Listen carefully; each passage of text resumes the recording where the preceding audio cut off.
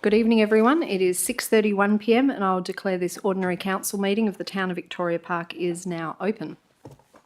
I would like to begin with an acknowledgement of country. Nunjarapan Wajak Nunga Budja Yakan Nidja Bilia Barduk. I am honoured to be standing on Wajak Nunga country on the banks of the Swan River. Nankarach Nunga Mort Ken Karak Naja Wajak Nunga Budja. Nankarach Nidja Nunga Brudia Kora Yaye Border Balapan Mordich Nunga Kadajan Mort Webudja Yaye. I acknowledge the traditional custodians of this land and respect past, present and emerging leaders, their continuing cultural heritage, beliefs and relationship with the land which continues to be important today. Nanyunka Balapan Nunga Brudia Wemort Nidja Budja. I thank them for the contribution made to life in the town of Victoria Park and to this region. Item 2 on our agenda is announcements from the presiding member, of which there are plenty. 2.1 is recording and live streaming of proceedings. In accordance with Regulation 14I of the Local Government Administration Regulations 1996, this meeting is being audio and video recorded and live streamed on the town's website. Under Clause 39.1 of the Town's Meeting Procedures Local Law 2019, I do not give permission for any other person to record the proceedings of this meeting. By being present at this meeting, members of the public consent to the possibility that their image and their voice may be live streamed to the public.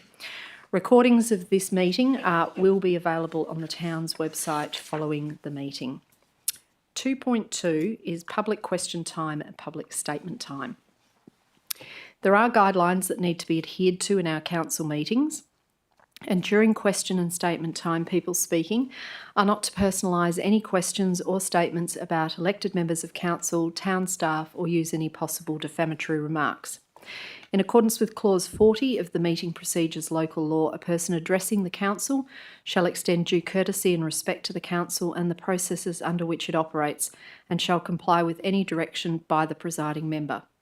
A person present at or observing a meeting shall not create a disturbance at a meeting by interrupting or interfering with the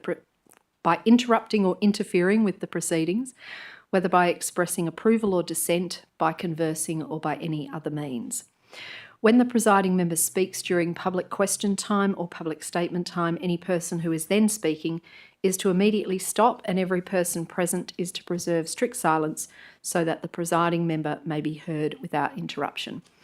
As is my normal practice as presiding member, we have a limit of 3 questions per person and 2 minutes per statement, 1 statement per person.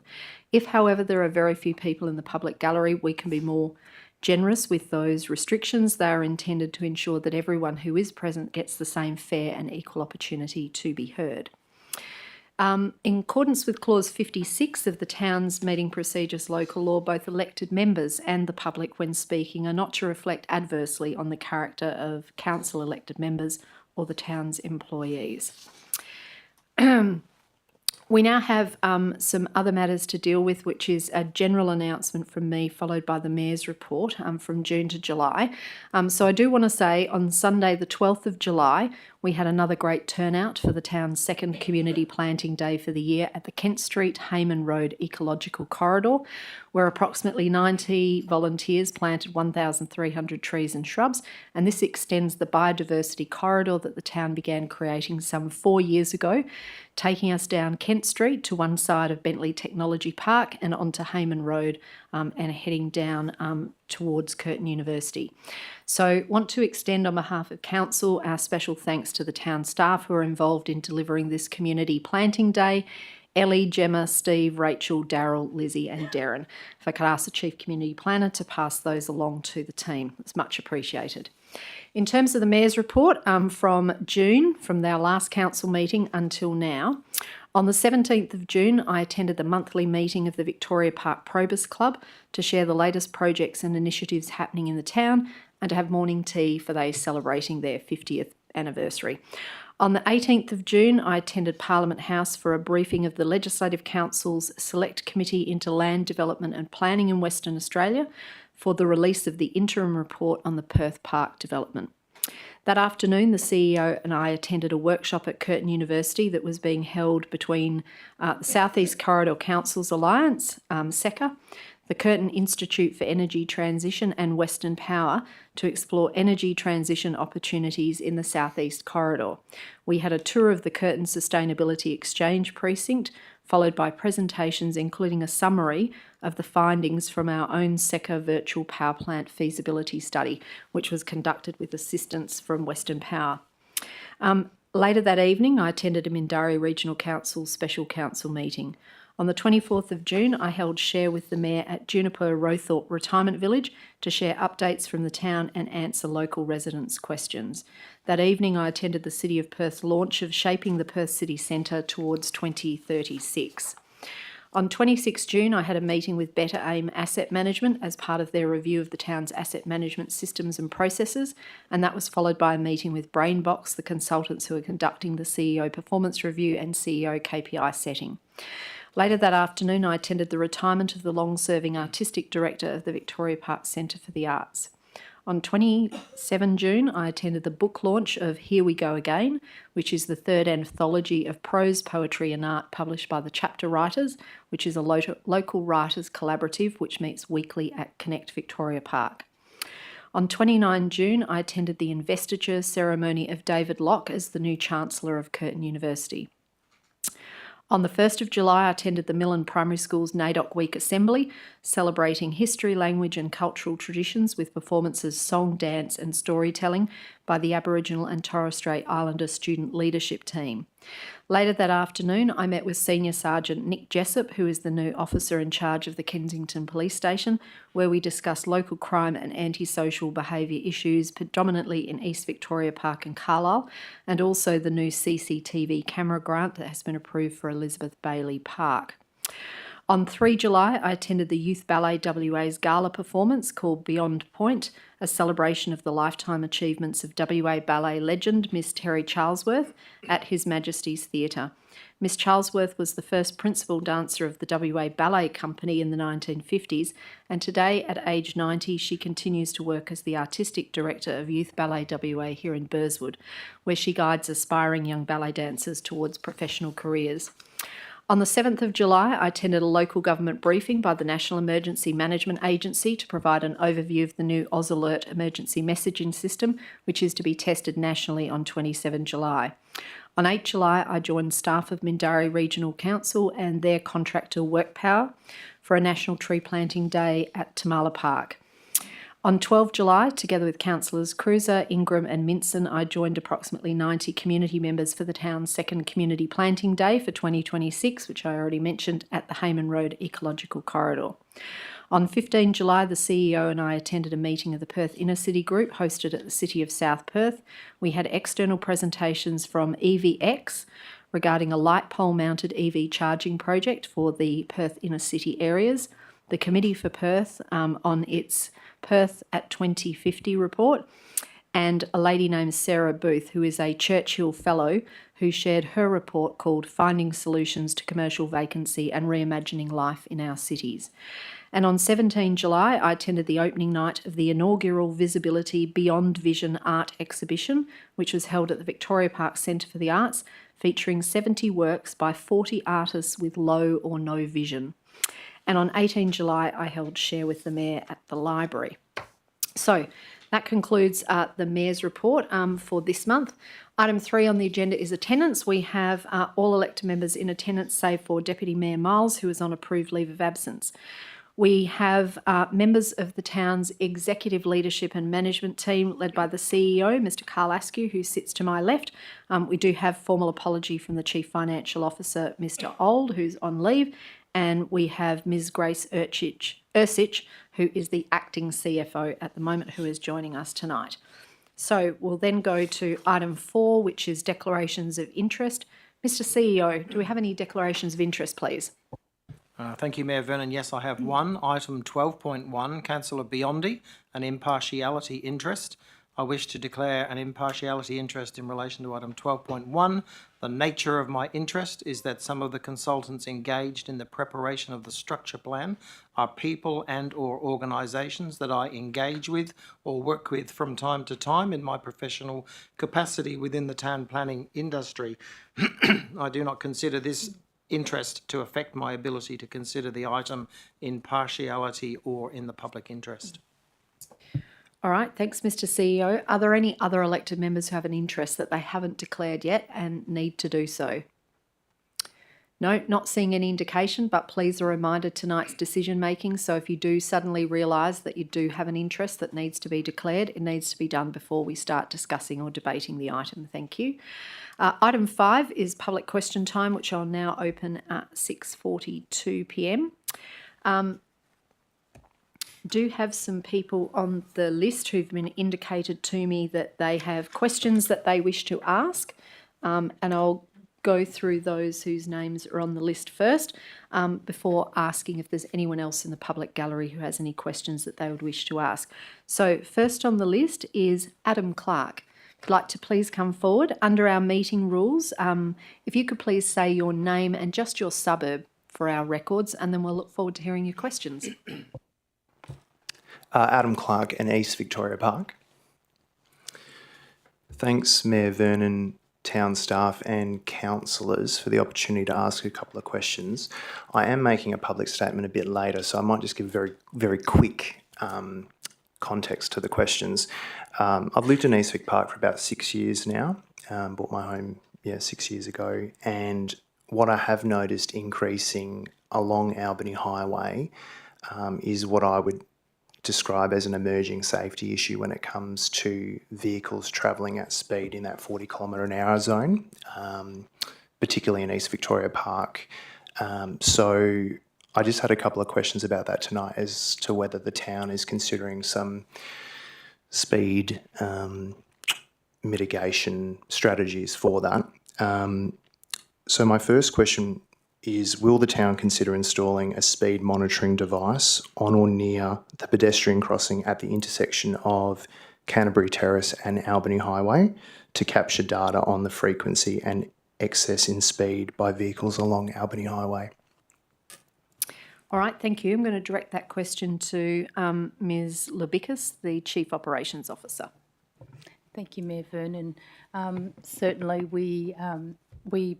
we got your questions in advance. We had a look at the database for main roads, and over the last 5 years, it doesn't show any vehicle and pedestrian incidents at the location, but certainly as part of our draft Albany Highway Precinct plan, we are working through those intersections, and we will put some traffic monitoring equipment, so both the tubes that do the counts and the speeds and that sort of stuff, as well as a bit of video monitoring, so that we can get a really good understanding of what's going on out there. You have another question? I do, thank you.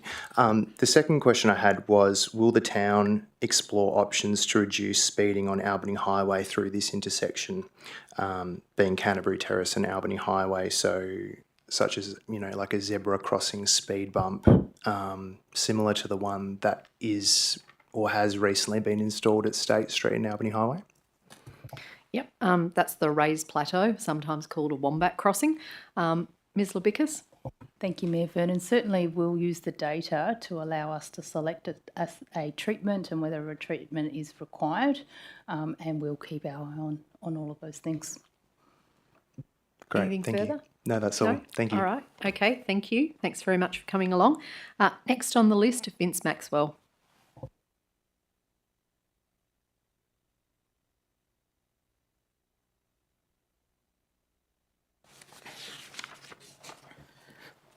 Good evening, Mayor and councillors. Sorry I wasn't able to attend the special council meeting last night, but I've read the minutes and watched the meeting recording, all 3 hours and 55 minutes of it. During the debate on an amendment at the special council meeting, the Chief Community Planner, Mr Doy, commented that the town is considering undertaking road renewal designs in advance so that design and construction are not attempted in the same year. This is not a new concept. It was discussed when I served on council over 10 years ago, and I've raised that issue with council on several occasions since. Can the town confirm whether it has now adopted a policy of completing road renewal designs in advance of construction, or is this just going to be a good idea that we continue to talk about it? Thanks, Mr Maxwell, for the question. In terms of policy of council, there currently isn't a policy of council that speaks to this issue, but I'll otherwise refer the question about following up from Mr Doy's comments to Mr Doy, Chief Community Planner. Thanks, Mayor Vernon. Thanks for the question, Mr Maxwell. I'll reiterate the Mayor's comments. There's no intention to enshrine that position in a policy. But that is an approach that we're seeking to take where we can to make sure that we aren't designing and constructing. There may be incidents where we need to do that in the future, but it is an approach that we're seeking to minimise. Have another question, Mr Maxwell? I do. It's unfortunate the CFO's not here. At the ordinary council meeting in March, the Chief Financial Officer advised that the town raised approximately 20,000 purchase orders each year. The monthly payment summary generally contains around 450 to 500 payments, which would equate to about 5,400 to 6,000 payments annually. So that means there are more than 3 times as many purchase orders as there are payments. Can the town provide some clarity on this? I'll go to the Acting Chief Financial Officer, Ms Ursich. Thanks, Mayor Vernon. So those are the specific payments that we actually make. Each of those can have a number of invoices attached and can have, let's just say if a payment there's 10 invoices, there could be possibly 10 purchase orders that are attached to that. You have another question, Mr Maxwell? So just clarifying, you could have more than 3 purchase orders for every payment on average in that monthly payments. Is that what you're saying? Ms Ursich? Thanks. It just kind of depends on what the type of transactions are. So even though, yes, there's one payment that is made, there could be a number of invoices that come along to that. So sometimes it could be one purchase order if there's a contract, or if there's different kind of procurement in place, there might be separate purchase orders that are raised. You have another question? Yeah, along the same line. So in response to a question at a special council meeting in May 2024, the town advised that 5,246 purchase orders with a combined value of 54 million, I won't tell you all the numbers, but around $54 million were raised during the 2022-2023 financial year. So if the town has written 20,000 purchase orders in the current year, 25-26, then that represents an almost 4-fold increase in the space of just 3 years. So if that is correct, what has driven this almost 4-fold increase in numbers of purchase orders in only 3 years? Look, Mr Maxwell, I'm going to choose to take that on notice because I think in fairness, you're referring to a statement made by the Chief Financial Officer. He's not here tonight because he's on leave. I think it would be better if that question is directed to him for an answer. I don't think it's fair to ask the Acting Chief Financial Officer to speculate about comments made by the CFO at a meeting she wasn't present at.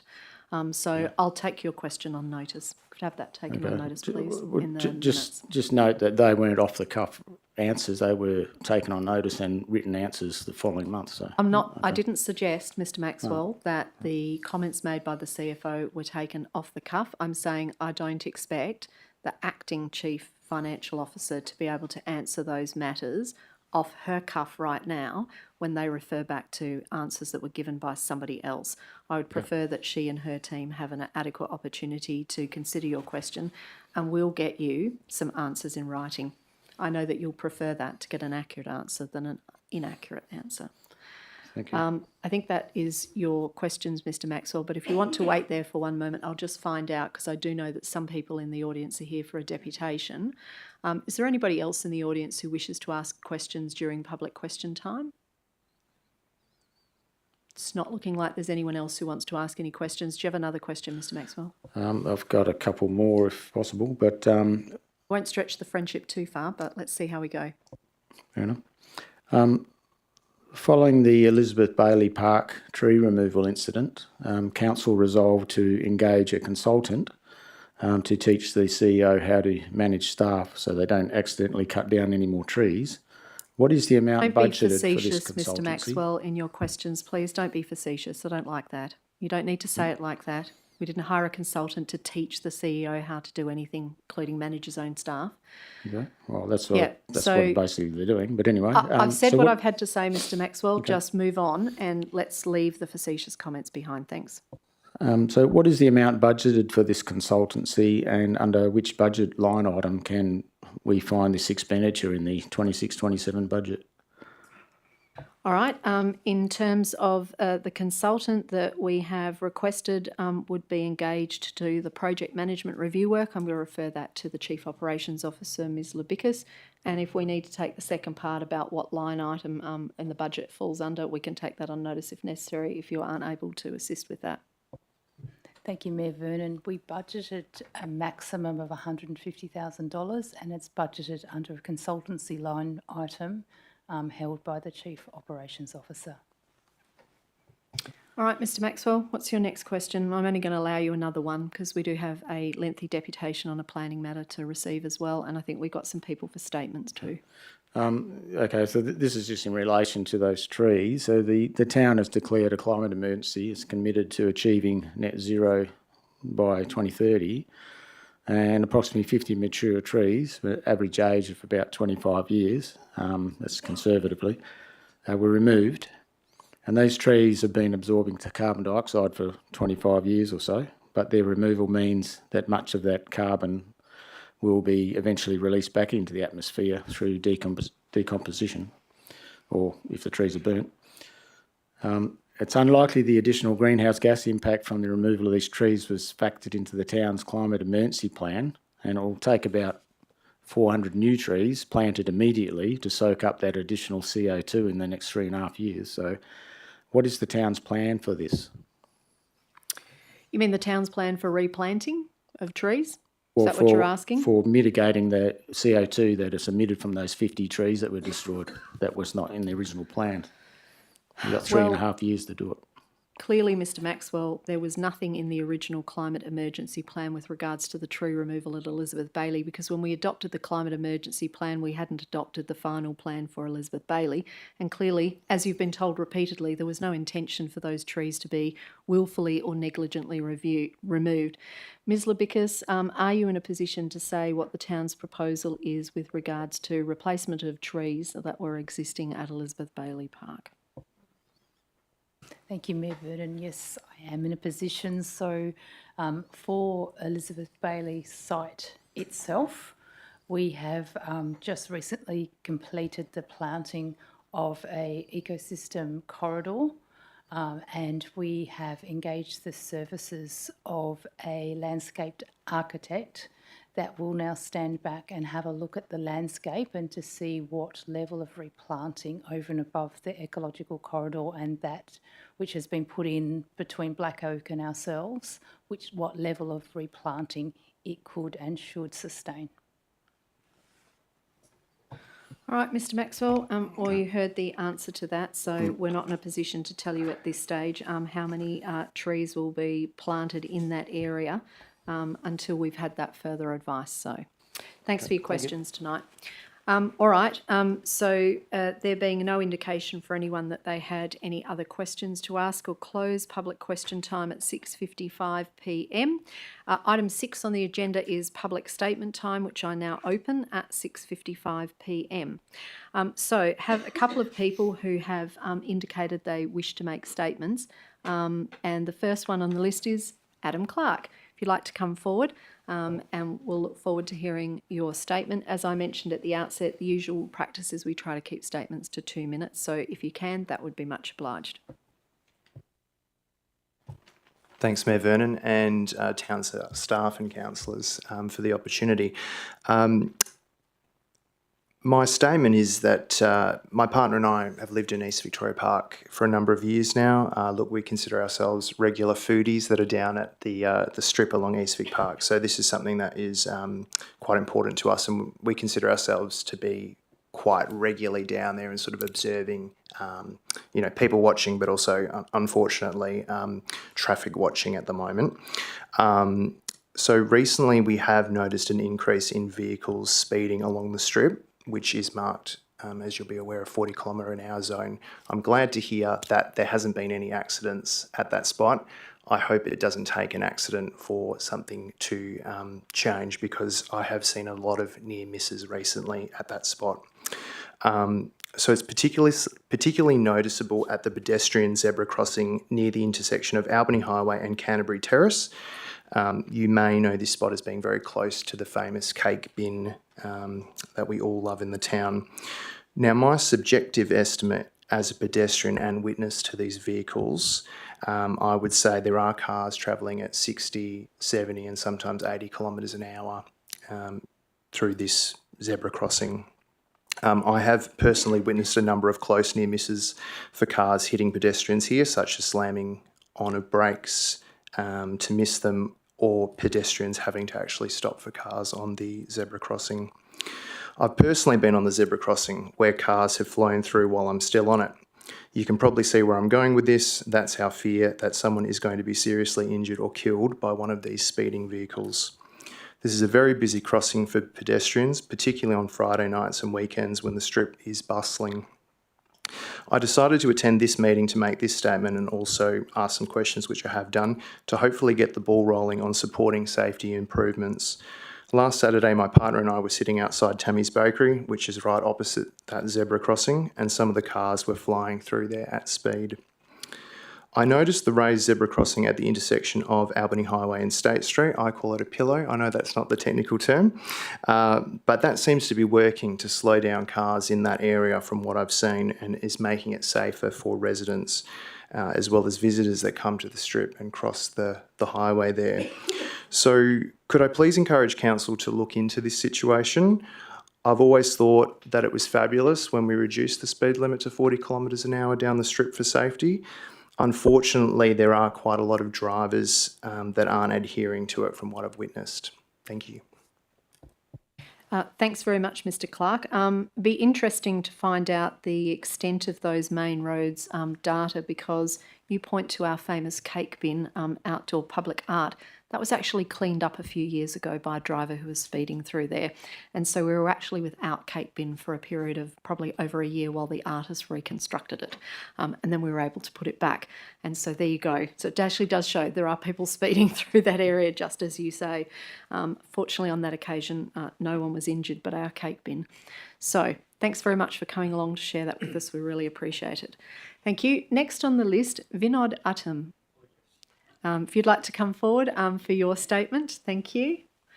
And this relates to petitions that we're going to be receiving shortly. 2P. Yes. Yeah. Good evening, Vernon and councillors. Okay, now all the residents on Armour and Horden and Oswald Street are calling for stronger enforcement for parking restrictions. Local workers, non-residents, in groups are taking advantage of the 2P restrictions by moving their cars every 2.5 hours to another spot, not leaving any space for visitors to park. This is from Monday to Friday from 7 a.m. to 4 p.m. Corner of Armour Street and Horden Street has become a traffic hazard and looks like a car yard. And Armour Street looks like a one-way street. Parking rangers do come in the morning, choking tires. However, when rangers do come back to check the vehicle, it's moved to another spot nearby. Residents are asking for residential parking permit, if possible, or traffic calm and more inspectors. All right, thank you. You're welcome. Thank you very much. As I say, the item for petitions is coming up a little bit later in the agenda, but not very much later. It's coming up very soon. Okay. But thank you, Thank you. for sharing that with us to support that Thank you. petition. Thank you. Appreciate it. Thanks very much. Next on the list, Vince Maxwell.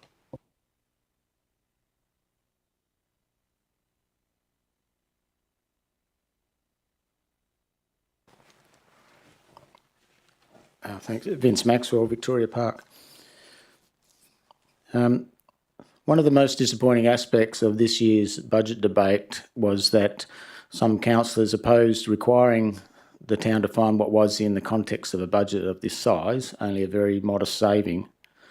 That sends a troubling message. It suggests these councillors were prepared to ask ratepayers to pay more before first insisting that the administration become more efficient and reduce unnecessary expenditure.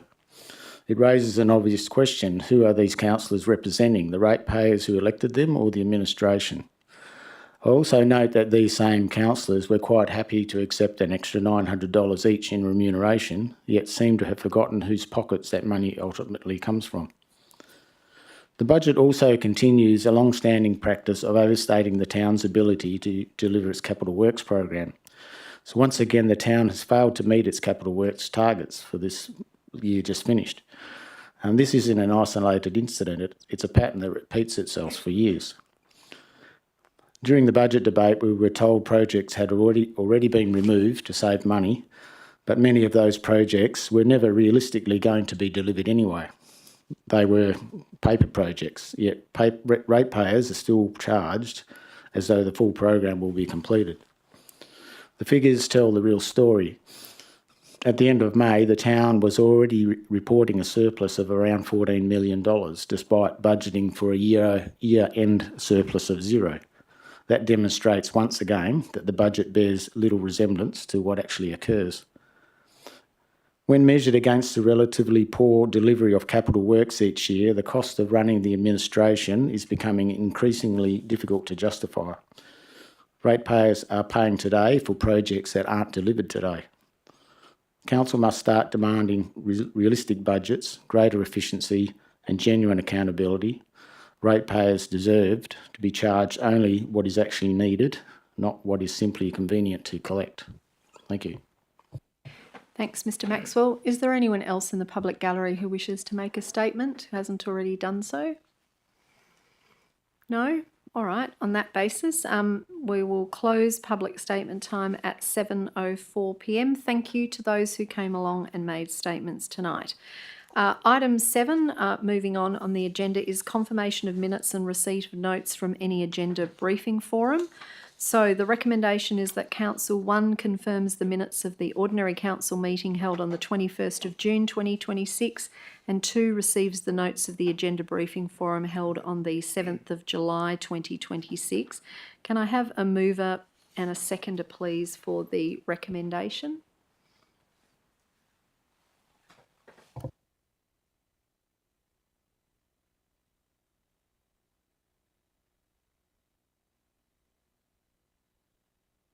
I'm happy to second that.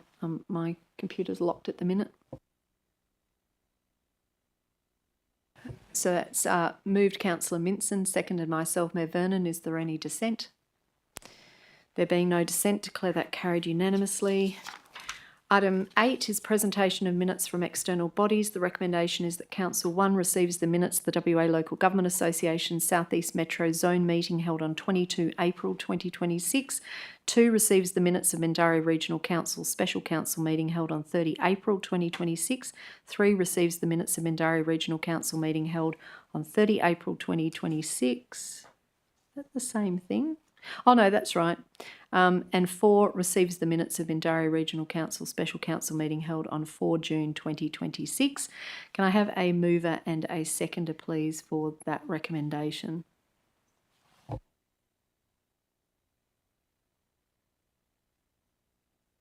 Moved Councillor Anderson, seconded Councillor Biondi. Is there any dissent? No, there being no dissent, declare that carried unanimously. Item 9 is presentations. Now 9.1 is petitions, and we do have a petition for presentation. I'm going to go to the CEO under our meeting procedures rules. I understand the petitioners have requested it be submitted through you, Mr. CEO. Thank you, Mayor Vernon. Yes, the town has received, as you have heard, a submission from Mr. Uttam of 14 Armagh Street, and he has requested it be presented at tonight's ordinary council meeting. The petition states that we, the undersigned, all being electors of the town of Victoria Park, do respectfully request that council introduce a residence parking permit scheme for Armagh, Hordern and Oswald streets and strengthen enforcement of the existing parking time restrictions so that residents and their visitors can reliably park near their own homes. There are 33 signatures on the petition. We are yet to verify them all at this stage. There is a recommendation in the agenda tonight, Mayor, for Council to, 1, receive the petition, and then 2, note that it does meet the requirements of the Local Government Act, and thirdly, to refer that petition to myself and the organisation for investigation and a report back to Council at a future meeting. Thanks very much, Mr CEO. So the recommendation is that Council 1 receives the petition submitted by Mr Vinod Uttam containing 31 signatures requesting that Council A introduce a residence parking permit scheme for Armagh, Hordern and Oswald streets, and B strengthen enforcement of the existing parking time restrictions so that residents and their visitors can reliably park near their own homes. 2, notes the petition meets the requirements of the Local Government Act 1995 and the Town's Meeting Procedures Local Law 2019. And 3, refers the petition to the Chief Executive Officer for investigation and preparation of a report to be presented to Council at a future meeting. Seeking a mover and a seconder, please.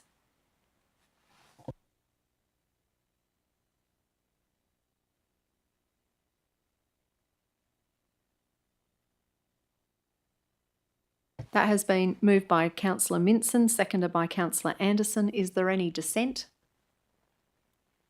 No, there being no dissent, declare that carried unanimously. Thank you.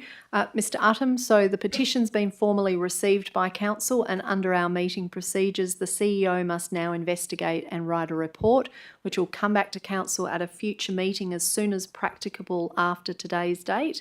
And the town staff's governance team, I think, will reach out to let you know when it makes its way onto the agenda. And then those of your community who are interested in perhaps coming along or asking questions can do so when they see the report. All right? Thank you. Thanks again for bringing that to our attention. Appreciate it. All right, we don't have any other petitions tonight. 9.2 on the agenda is presentations. We don't have any presentations. 9.3 is deputations, and we have received a request to present a deputation. It's from TBB Planning, and it is in relation to item 12.1 on the agenda for Bentley Technology Park Precinct Structure Plan response to submissions. So I will move the recommendation that Council receives the deputation from Mr Ian McElwee from TBP Planning and Ms Cassie Barrow from TBP Planning on item 12.1 Bentley Technology Park Precinct Structure Plan response to submissions. Can I have a seconder, please? Seconded Councillor Ingram. Is there any dissent to receiving the deputation? No, there being no dissent, declare that carried unanimously. Thank you. Under our meeting procedures local law, you have a maximum of 10 minutes for your presentation. As per our usual practice, and again under the meeting procedures, at the end of your presentation, there's an opportunity for elected members of council to ask you all the important questions they'd like to ask and for you to give answers to that.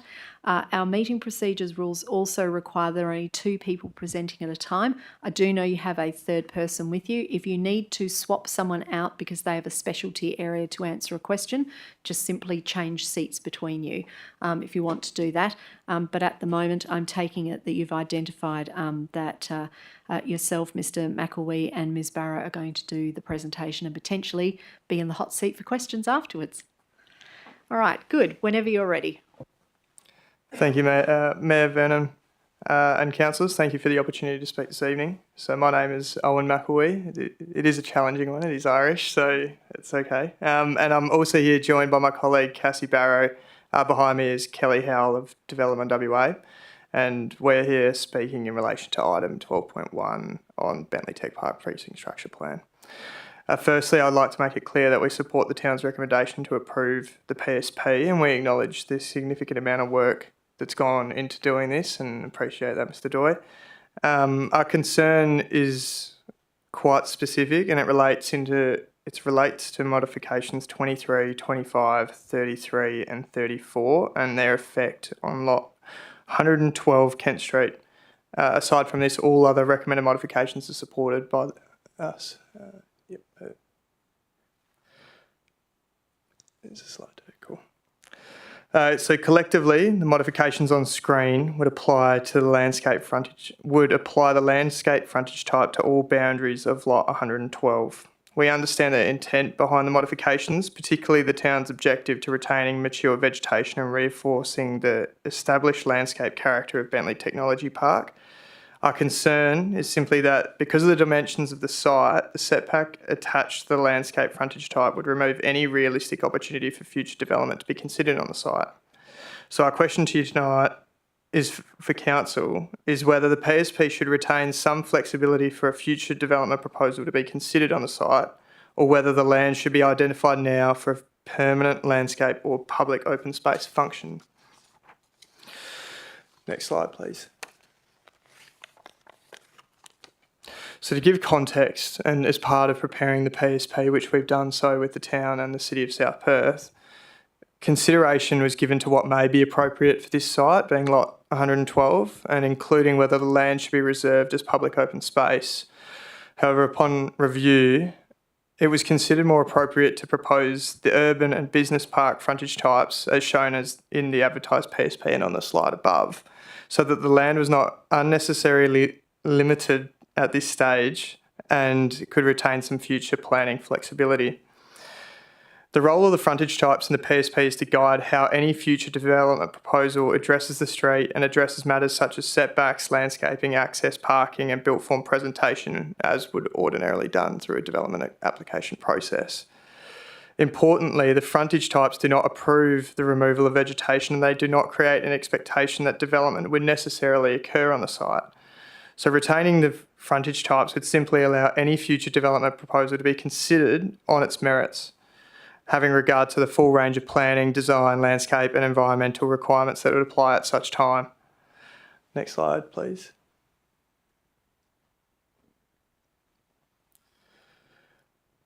The landscape frontage type requires a minimum 15 metre setback from the streetscape in comparison to the urban frontage type, which applies a nil setback. So as you can see on the slide, lot 112 is around 20 metres wide. So with that setback being applied to all interfaces as it fronts a road on each interface, the setbacks would effectively overlap and remove any practical building envelope from being considered. We therefore consider the modification would have a broader effect than simply guiding the design of any future development. It would effectively determine that the land is to remain undeveloped and perform as a landscape or open space function. Next slide, please. We acknowledge that lot 112 is constrained. It is narrow, it has falling topography, and it contains existing vegetation and has several road interfaces. But at the same time, it is government-owned land within an important specialised centre with frontage to Kent Street, has direct road access, proximity to proposed pedestrian access ways as part of the PSP, and it's also in proximity to a future mid-tier transit stop on Kent Street. The massing model in the slide above is intended to only demonstrate that some form of limited, carefully designed development may actually be possible, and it simply illustrates that a lower intensity use, such as a small office or a startup space, may be capable of responding to the site's constraints, all while retaining high value vegetation. Any future development proposal would still need to address the condition of existing trees, its impact on its tree canopy, the proposed landscape objectives as part of the PSP, its impact on pedestrian amenity, existing black cockatoo habitat if it is there, and all applicable environmental requirements. So in our view, those matters are actually best considered to be dealt with through a DA stage, and the PSP is just allowing for that to effectively be considered at that time. Next slide, please. So our request to Council is pretty straightforward. We request that Council reconsider the modifications listed on screen in order to preserve the opportunity for future development to be considered on the site. However, should the town consider that the land should serve as a permanent landscape or open space function, we consider that that outcome would be more appropriately addressed through a reservation for public open space, so that the ongoing management of the land rests with the town. Aside from this, we otherwise support the approval of the PSP and appreciate a favourable recommendation from the town, and we look forward to working with the town collaboratively through the rest of the process. Thank you. And Mayor, would appreciate it if Cassie Barra could also assist with any questions you might have. Absolutely. Yep, not a problem at all.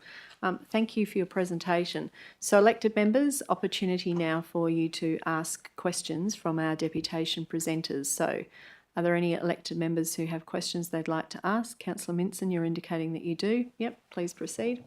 Thank you, Mayor Vernon. Thank you for the deputation. I think I understand your position, but maybe just to clarify, your preferred position is to retain the urban frontage criteria, but if council were to make the determination that we'd like to say keep the vegetation, protect the existing trees there, and that's our intent. That your preferred position would be for us to take it as public open space. Yep. Yeah, correct. Thank you. Yep. I do have some other questions, not particularly on what you presented tonight. Is that okay? Yep, you can ask any questions that you would like about the item. Thank you. Probably you haven't had the benefit to maybe some of the conversations we've had and the questions we've had through the previous meetings on the subject. My questions around, I guess we've had some questions about the potential future dwellings in the area, and we've had some clear response back about, I guess, the type of residential development being short-term or hotels or the like. So can I just get some clarification that there is no intent, I guess, for there to be multiple dwelling developments like an apartment in this area? Sorry, Councillor Minson, can I just ask, are you able to move your microphone a little closer to you, because the Minutes Secretary is indicating to me the recording device not quite picking you up perfectly. So we'd like to make sure we've captured your questions on the record. Are you able to ask your last question again, please? No problem. Maybe the short one is that, was there any intent within this PSP to allow for multiple dwelling type development?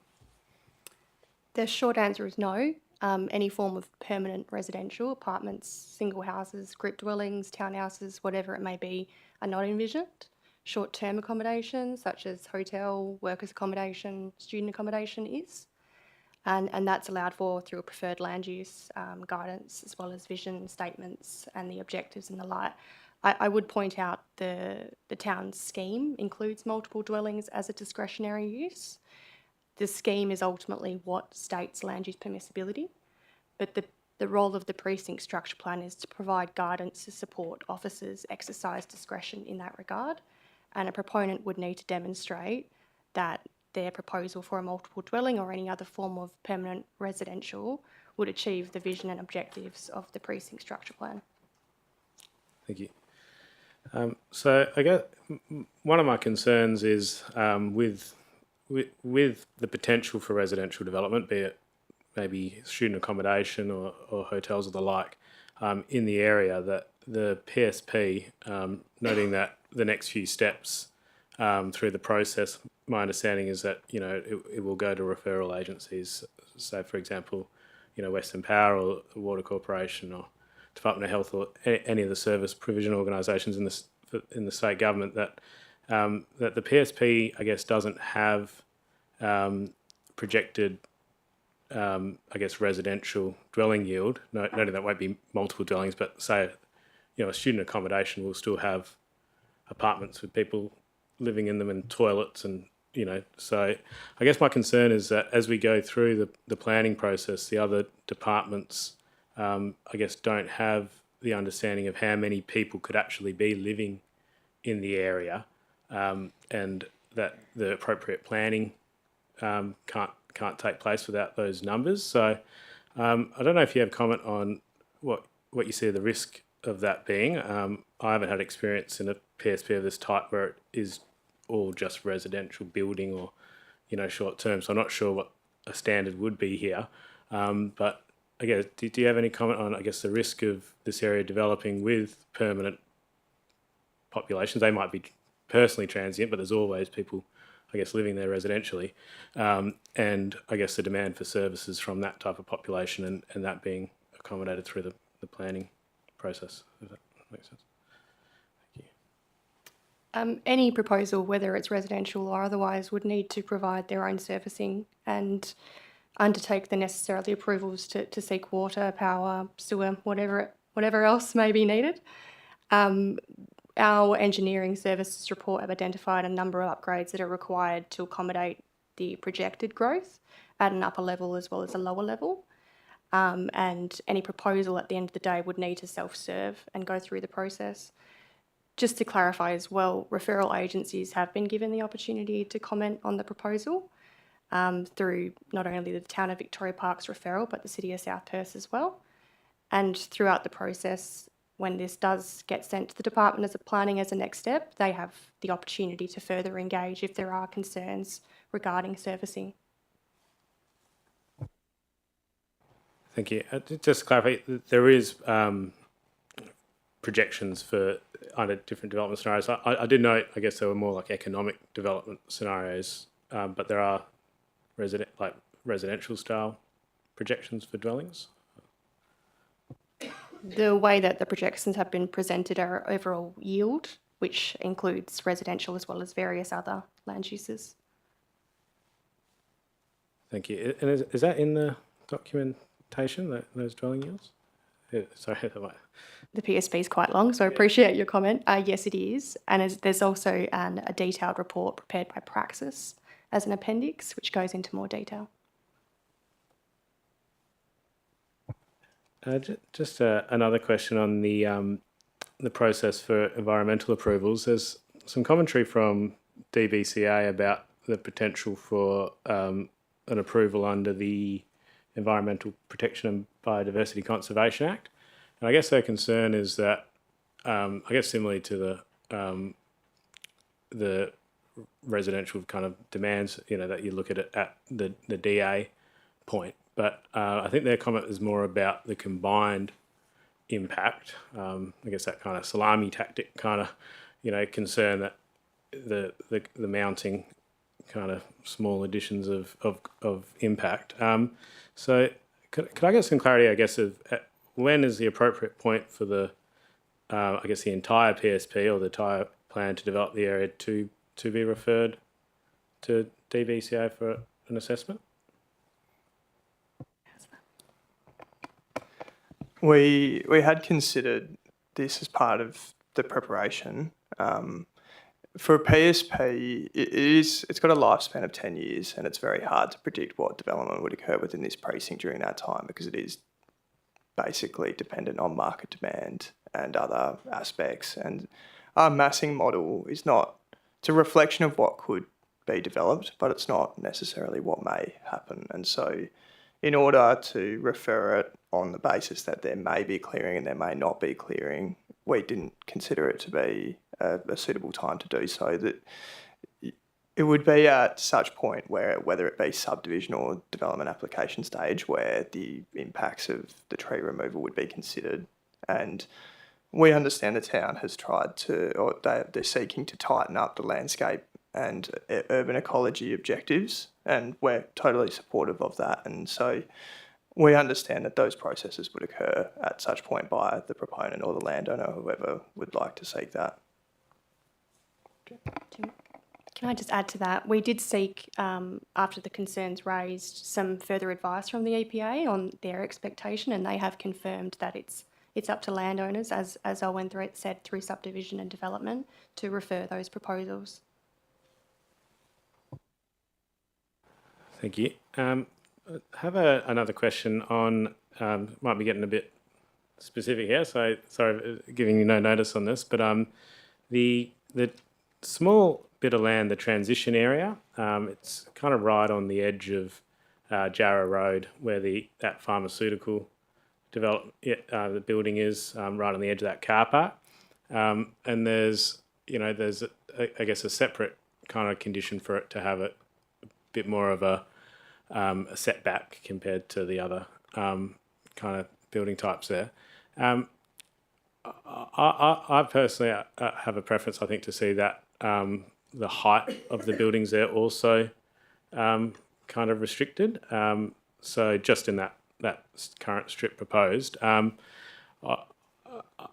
foreshadowing, I guess, I am looking to maybe amend that to a 3-storey limit. Do you have any commentary on that, I guess, from the impacts to that landowner, the developability, all those types of considerations?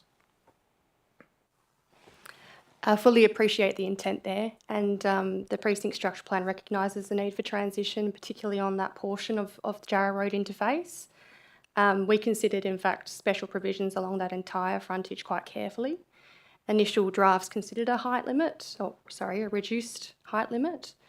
When we looked into it in more detail, when considering the separation of building frontages from the Jarrah Road residents, which is separated by 2 roads, in this case only 1, as well as quite a deep POS area, we considered the best way to provide that separation was a setback, an additional setback in lieu of height.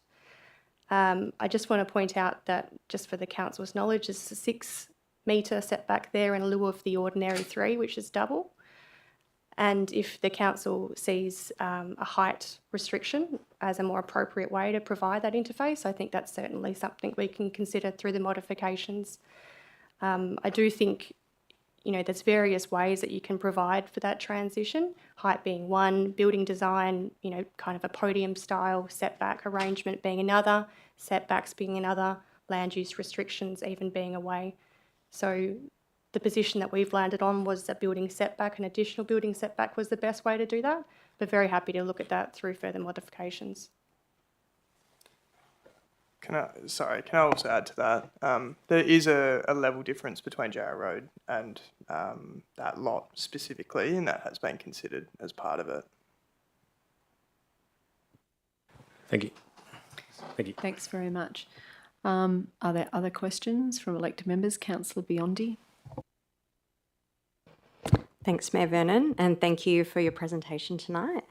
So I just wanted to get a little bit more of an understanding back to those modifications that you've presented on. So your deputation, and when you've spoke, refers to, I guess, the thought process that you guys went through to decide what that interface should be. So appreciating that there was some building massing and modelling. It is a tight site, 20 metres wide, acknowledging that.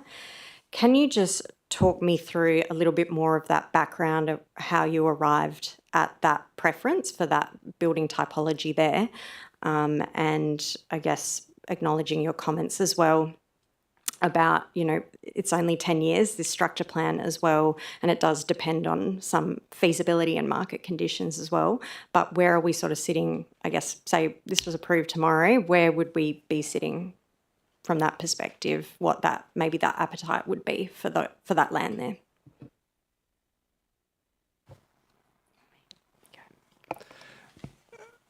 Currently it is quite challenging, the size, but acknowledging it is a PSP, it is 10 years. I will say that when we undertook the visioning consultation and engagement publicly, and when we spoke with the working group, which involved the town, the city, Development WA and the DPLH, we understand that we looked at this PSP document as not just being 10 years down the track. We know that it will be reviewed in 10 years' time, and we know that a development of this sort of nature would take significantly longer potentially.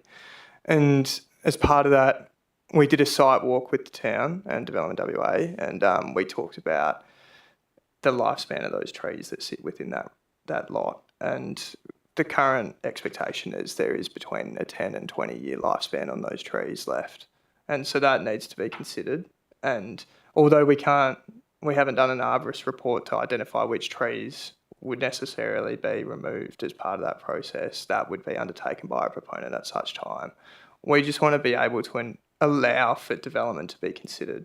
And to maximise that, the urban street frontage type, which allowed the nil setback, allows for somewhat, there may be a market appetite for that to be considered. appropriate should any proponent want to undertake something like that. We're not expecting a giant warehouse development. It will be something of a smaller nature which could use that site. I hope that answers your question. But to add to that, perhaps to give some further context to council, this precinct, there is very little land left, not only for existing tenants to be able to expand, but new operators to come in. And a great example of that is the 9 lots which were recently offloaded by Development WA in the city of South Perth side. All 9 of them have been, what's the word I'm looking under for? offer. Under offer, thank you. And there was a significant amount of expression for those lots. So demand is definitely there, and subject to a proponent being able to work with the constraints of this land and be willing to take that on, I don't see there any reason why the government wouldn't be able to offload these quite quickly, using that as an example. May I ask another question, Mayor Venn? You can proceed with your questions one after the other, Councillor Biondi. Thank you, Madam Mayor. So just following on from that, that's really good background. Thank you so much for that robust answer. Just following on from that, do you consider the current provisions, notwithstanding the staff's recommendation to modify, do you consider the current provisions under the structure plan or the built form typology would provide a suitable transition or provide enough aesthetic treatment to that land if it were to be developed for a commercial type use rather than kept as landscape? This is where the street frontage typologies come into it. So the urban frontage not only has setback provisions, but it has landscaping requirements, built form requirements, all focused on trying to achieve a good streetscape outcome. And every proponent that lodges a development application on that site would be subject to those requirements, which would include things like activated frontages, glazing requirements, landscaping requirements, even additional tree planting, if they can fit it in, as well as restrictions, not necessarily restrictions, preferred options in terms of where they put access, vehicle access-wise, and car parking as well. So the street frontage typologies are built to achieve a particular outcome, in this case an urban or a business park outcome, and any proponent would need to demonstrate merit in that regard. Thank you. And just in terms of the environmental reporting that was done to support the preparation of the structure plan, I know all too well that structure plans don't just design themselves. There's a lot of information that goes in and supports and sits in the background to inform the design. The environmental assessment for the land more broadly, and specifically this land that we're talking about as part of the modifications, acknowledging your comments about the expected lifespan of those trees, does the environmental report talk about those trees there at all in terms of their significance, especially in terms of the EPBC Act, or are there no significant trees under the Act specifically within that land there? There was extensive reporting undertaken which identified potential trees of significance, which include the pine trees which are in this portion of the precinct. We didn't go into the detail to identify specifically which ones were of high value, but we do understand some of them may carry significance, particularly in terms of black cockatoos, as well as in general the green character of the precinct, which is really important for the vision and objectives of the precinct moving forward as well. So the environmental report identifies the need to consider trees further as part of subdivision and development, and depending on what trees and their species, potentially seek approval to remove them under the Commonwealth legislation. That is also carried across to Part 1 provisions, which encourage proponent to retain and reinforce the need to get those approvals. Just one final question. Thank you so much. Was, in terms of going through the assessment process, was this area of land discussed quite a lot, or where there was part of significant discussion between yourselves and the town during that assessment process? And were you obviously made aware of the modifications that were proposed ahead of time? Yes, we were, and we, as I mentioned, contemplated initially a public open space land use in this case, and after deliberation and investigation, we've decided to put forward what we have. And we acknowledge the town's work in that regard and collaboration, and appreciate that at the end of the day, if council sees a different vision for this land, we respect that and acknowledge that and are happy to work through the mods. Thank you. That's all from me, Madam Mayor. Thanks, Councillor Biondi. Are there other questions for our deputation presenters? I do have some questions for you if nobody else is looking to ask any questions at this stage. So my interest is in the black cockatoo habitat. So I'm now looking at what is Appendix 12.1.06 to our report, which is called the Environmental Assessment Report. And Section 1.3 talks about terrestrial fauna. So looking at the detailed work that you did under 1.3.1 Black Cockatoo Habitat Assessment, so I note that apart from the desktop review, there was one reconnaissance site visit that's now 2 years old, and effectively one targeted black cockatoo habitat assessment in a survey area that is almost 2 years old because it was done on the 22nd of August 2024.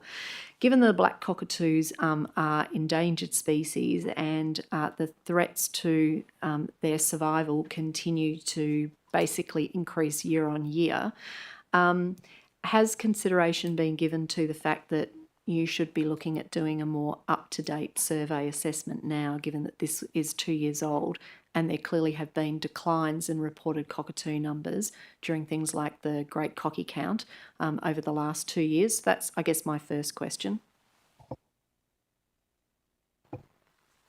We continue to work with our consultant team, including the environmental consultant who prepared the report you're referring to, Mayor. No, it hasn't been given consideration in terms of providing an updated report. The point that I would make is, even though I appreciate your comments that, you know, the issues are becoming worse in terms of decline, the values are what the report looks at in terms of vegetation on site, and there hasn't been any changes to our knowledge of vegetation within the land since that assessment was undertaken. All right, thank you. I guess my point goes to there may not have been any change in the value of the land in there, but there may have been a change at the rate at which these birds are using the site as a result of their other habitats being squeezed and basically reduced. We'll push them into areas where there is habitat, and according to your mapping site, figure 11, regional black cockatoo habitat mapping within 12 kilometres of the site, this site appears to sit right within one of those key areas for habitat, and your pictures in the assessment indicate there was clear evidence of what appears to be significant foraging going on. I note that my next question relates to why the survey area choices were made. So I don't know if you might like to bring back up your presentation, because I think one of the maps that you showed had at least the site. And what I can see on my screen is much more limited, but it is figure 12, which is the targeted black cockatoo survey area. So I'll just say to you, my question is, why was the section of the corridor planted by the town of Victoria Park in recent years along Kent Street and a very small portion of Tech Park in the city of South Perth, where it appears from the aerial map is completely barren of just about anything? Why were they the survey areas that were chosen and not all of the tree canopy that runs along Hayman Road and also the tree canopy that runs along Jarrah Road, which is where I, anecdotally from my travels on foot and walking around that area, see plenty of activity by black cockatoos. So I'm curious to know why that small strip and the other apparently barren area in the South Perth section was chosen to be the survey site. Well, these sites were identified because they're Development WA owned land, and that's the reason for why we've undertaken the survey over these areas. In terms of other land holdings, and as discussed previously is that at DA stage, that is where that would be considered the most appropriate stage to look at black cockatoo habitat and any development that is being proposed that may impact on those trees or foraging habitat or hollows, the like. So for us, we limited the survey to specifically Development WA owned land. All right, thank you. Was it possible for you to have considered the entire tech park more holistically, not just those pieces of land that were owned by Dev WA? In order to undertake the surveys, we would have had to obtain landowner access to those properties, which we weren't able to do. I do point out, though, that the findings on those lots are transferable to other lots. They identified significant species which might have value, which, as the council would know, occur across the precinct broadly. So the findings are somewhat transferable there. All right, I guess it now comes to what you've indicated is your preference, that you would prefer that it be these particular areas that we're now talking about for the modifications 23 and 25. You're looking for urban frontage with the nil setback, because if I understand you correctly, that's going to give a future developer the greatest opportunity to use the footprint of the lot, as opposed to the landscape frontage, which the town's modifications prefer. So my question is, if that is left down the road beyond the PSP to individual development applications, isn't it the case that if the PSP basically supports the urban frontage, that's going to, in effect, lay the groundwork for the future development application and make it that much harder, for example, for the town to consider the need to restrict the development into what will be that reserve where the landscape nature strip is currently created?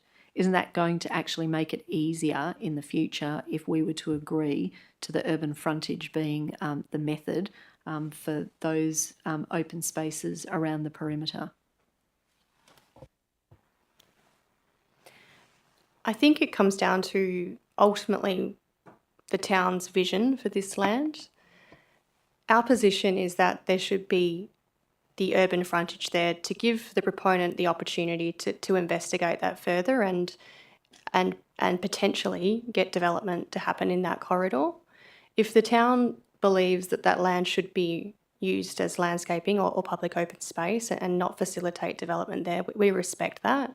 We think the better way to do that, though, is through a public open space reservation rather than set the intention through a landscape frontage, albeit it somewhat makes it quite challenging to get development within there, rather than set the expectation to a proponent that it could happen.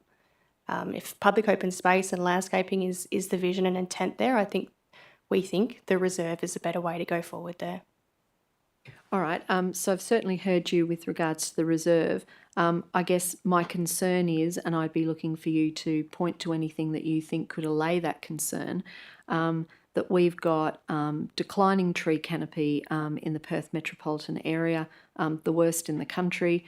We ourselves have struggled over a good number of years now with our urban forest strategy to actually increase our tree canopy from desperately low levels to still desperately low levels, if you ask me. We're not making nearly as much headway as I think we would have liked, both as a council and a community. And we recognise that everything we do as a local government is being more than offset and undermined by the loss of mature tree canopy on privately owned land, and whether that land is owned by the Crown or it's owned by somebody individually who's not the Crown. And so I'm trying to understand how my concerns could be allayed, that we are effectively saying that both in relation to mature tree canopy and the use of that tree canopy by endangered species like black cockatoos, which we know is an extinction crisis point now for that species, that we are simply going to say, well, you know what, for the sake of development out there and allowing a developer to maximise the use of the lot by building right out, that buildings are actually more important than the habitat for an endangered species that is facing extinction. I don't understand how we can reconcile that.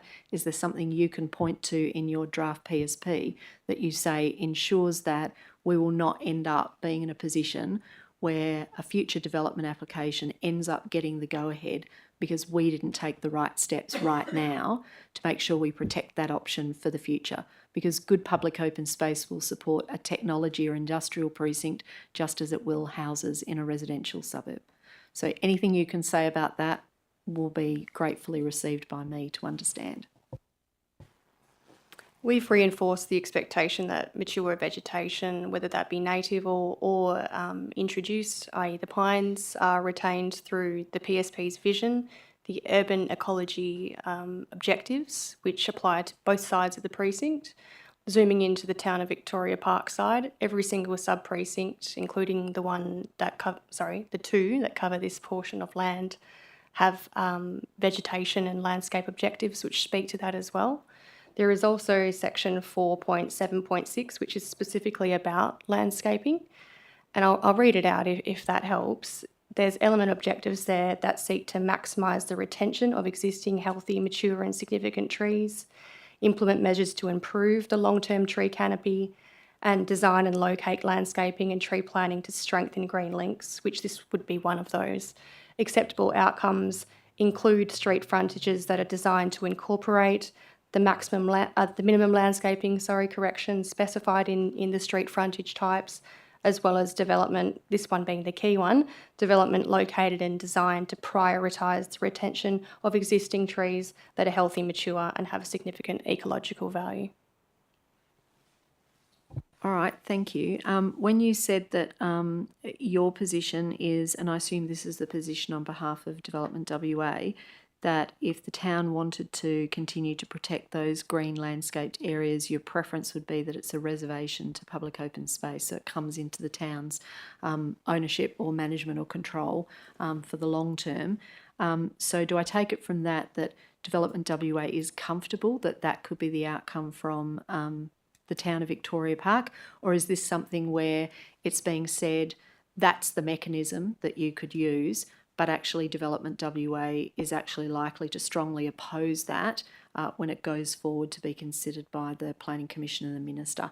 And I know I'm putting you on the spot here, but I'm at the stage where I think these things are important to know, and I encourage you to tell it to me like you think it is.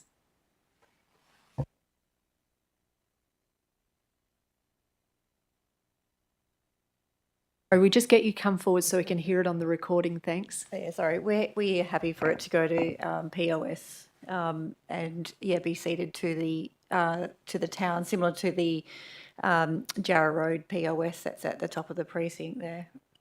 Because if it's not developable with a 15-metre setback, we prefer it to go to POS.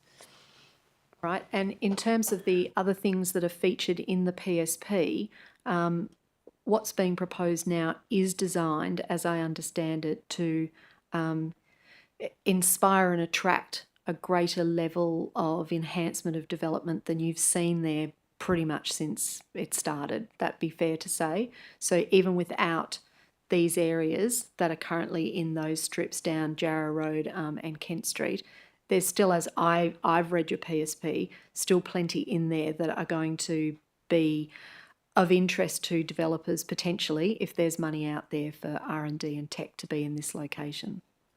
Yeah, well, I think Cassie touched on it before. There are a lot of tenants in the park that are looking to expand their footprints. We also, we released those 9 lots over at City of South Perth, which are all under offer, so they're all going to be developed shortly. As far as Development WA's land holdings, we've divested most of ours now. We only retain the hub, the function centre, and a couple of those verges. All right, I do have a couple of other questions, and some of them are Development WA related. In the map, which I'm actually now, I'm just sticking on the figure 12 for the targeted Black Cockatoo area, there is a really large block on what I would call the corner of Kent Street and Hayman Road where the big roundabout is. This block is opposite Curtin University, so it's in the Town of Vic Park Tech Park site.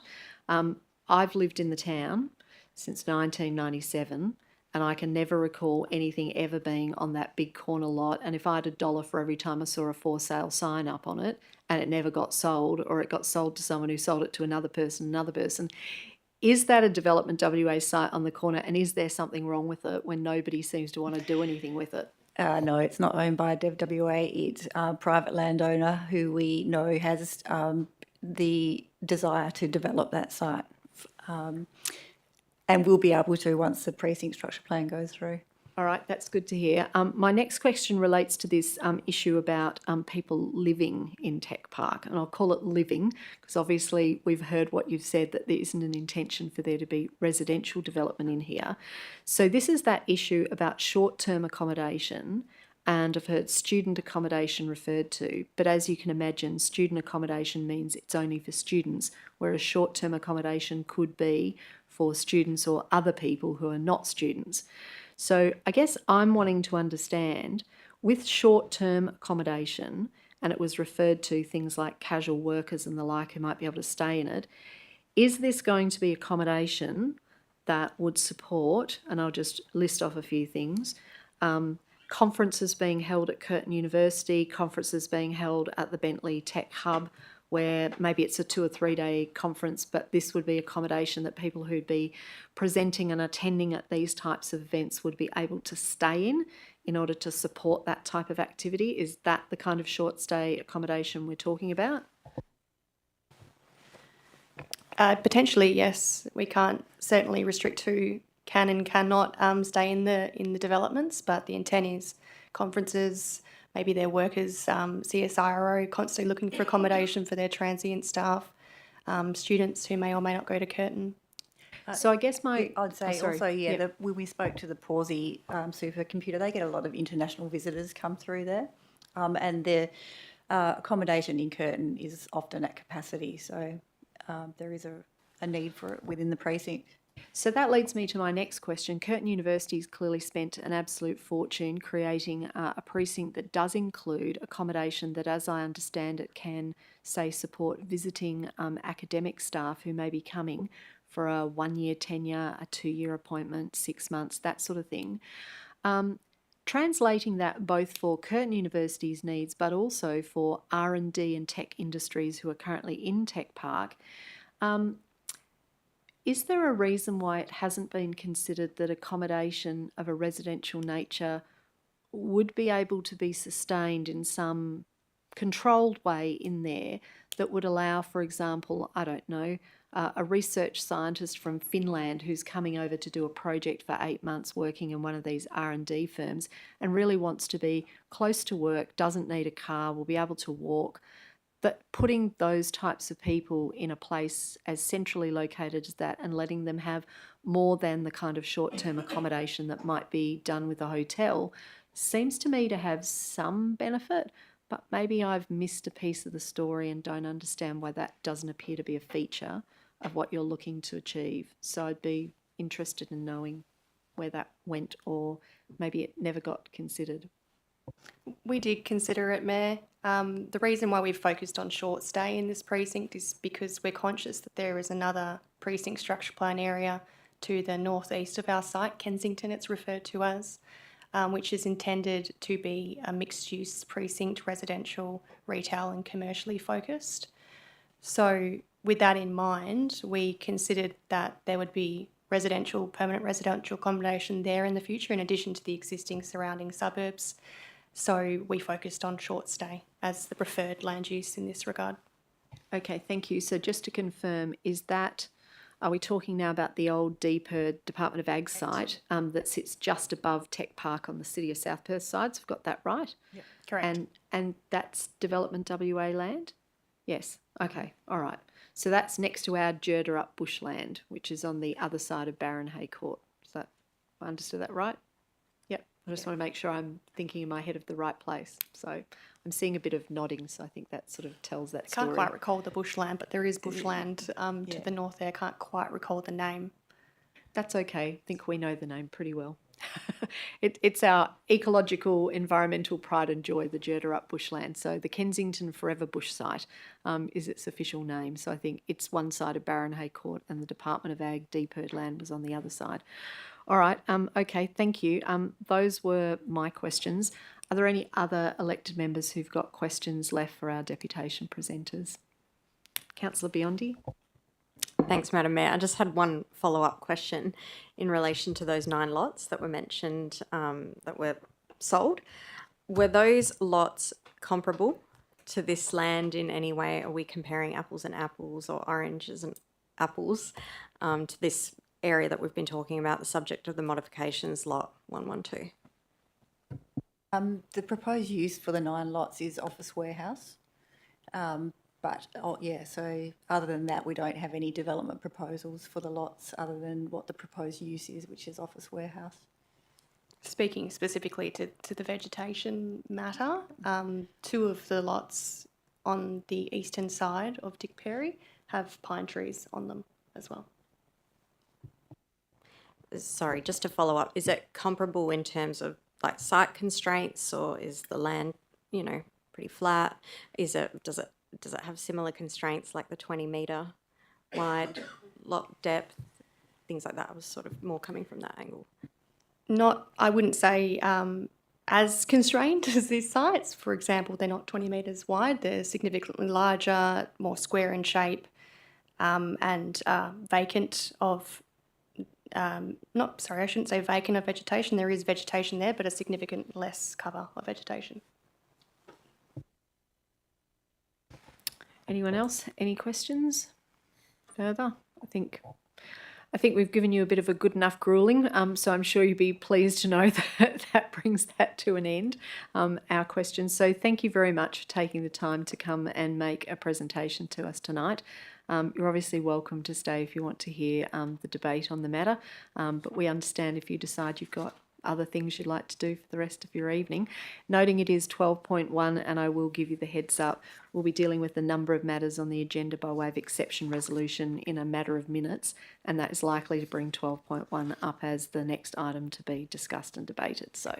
But thank you again, we do appreciate it, especially your answers to our questions. Thank you. All right, so that concludes our deputation. So item 10 on the agenda is method of dealing with agenda business.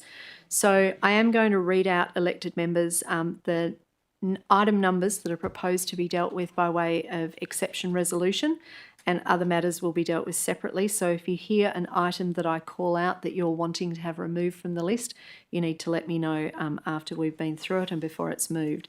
So the recommendation, which I will move, is that the following items will be adopted by exception resolution and the remaining items will be dealt with separately. 11.1 Council Resolution Status Report June 2026, 11.2 Corporate Business Plan Q4 Progress Report April to June 2026, 13.1 Rutland Avenue Advocacy and Project Update July 2026, 13.2 TVP 2527 Tender for Tree Pruning Services, 14.1 Financial Statements May 2026, 14.2 Statement of Accounts May 2026, 15.1 IT Systems Audit Report, and 15.2 Audit Update Report July 2026. Is there any items that anyone is looking to pull out from that list? No, not seeing any indication. So can I have a seconder, please, for the recommendation I've moved?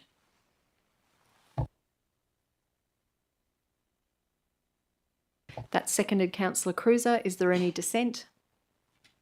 There being no dissent, declare that carried unanimously. Thank you. That means we now move to the reports. So item 11 is the Chief Executive Officer reports. Both items 11.1 and 11.2 have been dealt with by exception resolution. We come to item 12, the Chief Community Planner reports. 12.1 Bentley Technology Park Precinct Structure Plan, response to submissions. The recommendation is that Council 1 notes the submissions received contained in Attachment 2, Bentley Technology Park Precinct Structure Plan Schedule of Submissions. 2, recommends to the WA Planning Commission that the proposed Bentley Technology Park Precinct Structure Plan at Attachment 1 be approved subject to the recommended modifications listed in the Schedule of Modifications at Attachment 3. 3, requests the CEO to forward this report, the draft Bentley Technology Park Precinct Structure Plan, Schedule of Submissions and Schedule of Modifications to the WA Planning Commission for determination. And 4, requests the CEO to advise submitters of Council's resolution. Can I seek, please, a mover and a seconder for the officer's recommendation?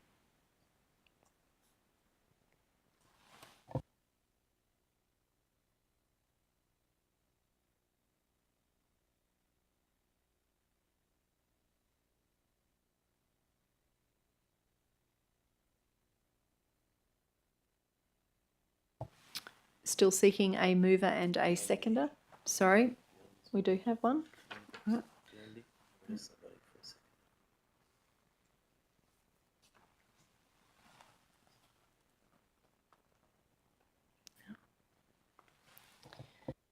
I can't record anything on my voting. It's not letting me in, so I'll second the matter since no one else has seconded it. All right, so it's been moved and it's been seconded. Councillor Biondi, as the mover, do you wish to speak at this time? Yes, Madam Mayor, if I could just make a few statements. So, and ask the question, if it's also possible to ask some questions as well, considering... It is. I would suggest that you ask your questions first before speaking to the item, because that might change what it is that you want to say, noting, of course, as the mover, you'll have a right of reply at the end if the matter is contested. Thank you for explaining that process. Appreciate it. Okay, so a couple of questions. Just noting the discussion around Lot 112 in relation to what's been raised by the proponent's deputation, and noting that I understand that the officer recommendation is obviously the preferred recommendation. Just want to ask some questions around what that would look like. Obviously as the council, we're here to make the decision. I just want to understand from an asset perspective, if that land were to become public open space, what type of implications that would mean for us from an asset management perspective, and any other sort of, I guess, risks or concerns associated with that land coming over to us as POS, noting that there is already some land within that area identified as POS. All right, I'm going to refer that question to the Chief Operations Officer, Ms Libicus. Thank you, Mayor Vernon. Thank you for your question. So as the development and landscape plans go ahead, what we need to understand is the form of the POS and the level of maintenance that would be expected, and then build up an intensity and a unit rate for us to be able to respond to that, just as we would any other growth areas in the town. Thanks, Ms Libicus. Councillor Biondi. Thank you. Thanks for answering the question.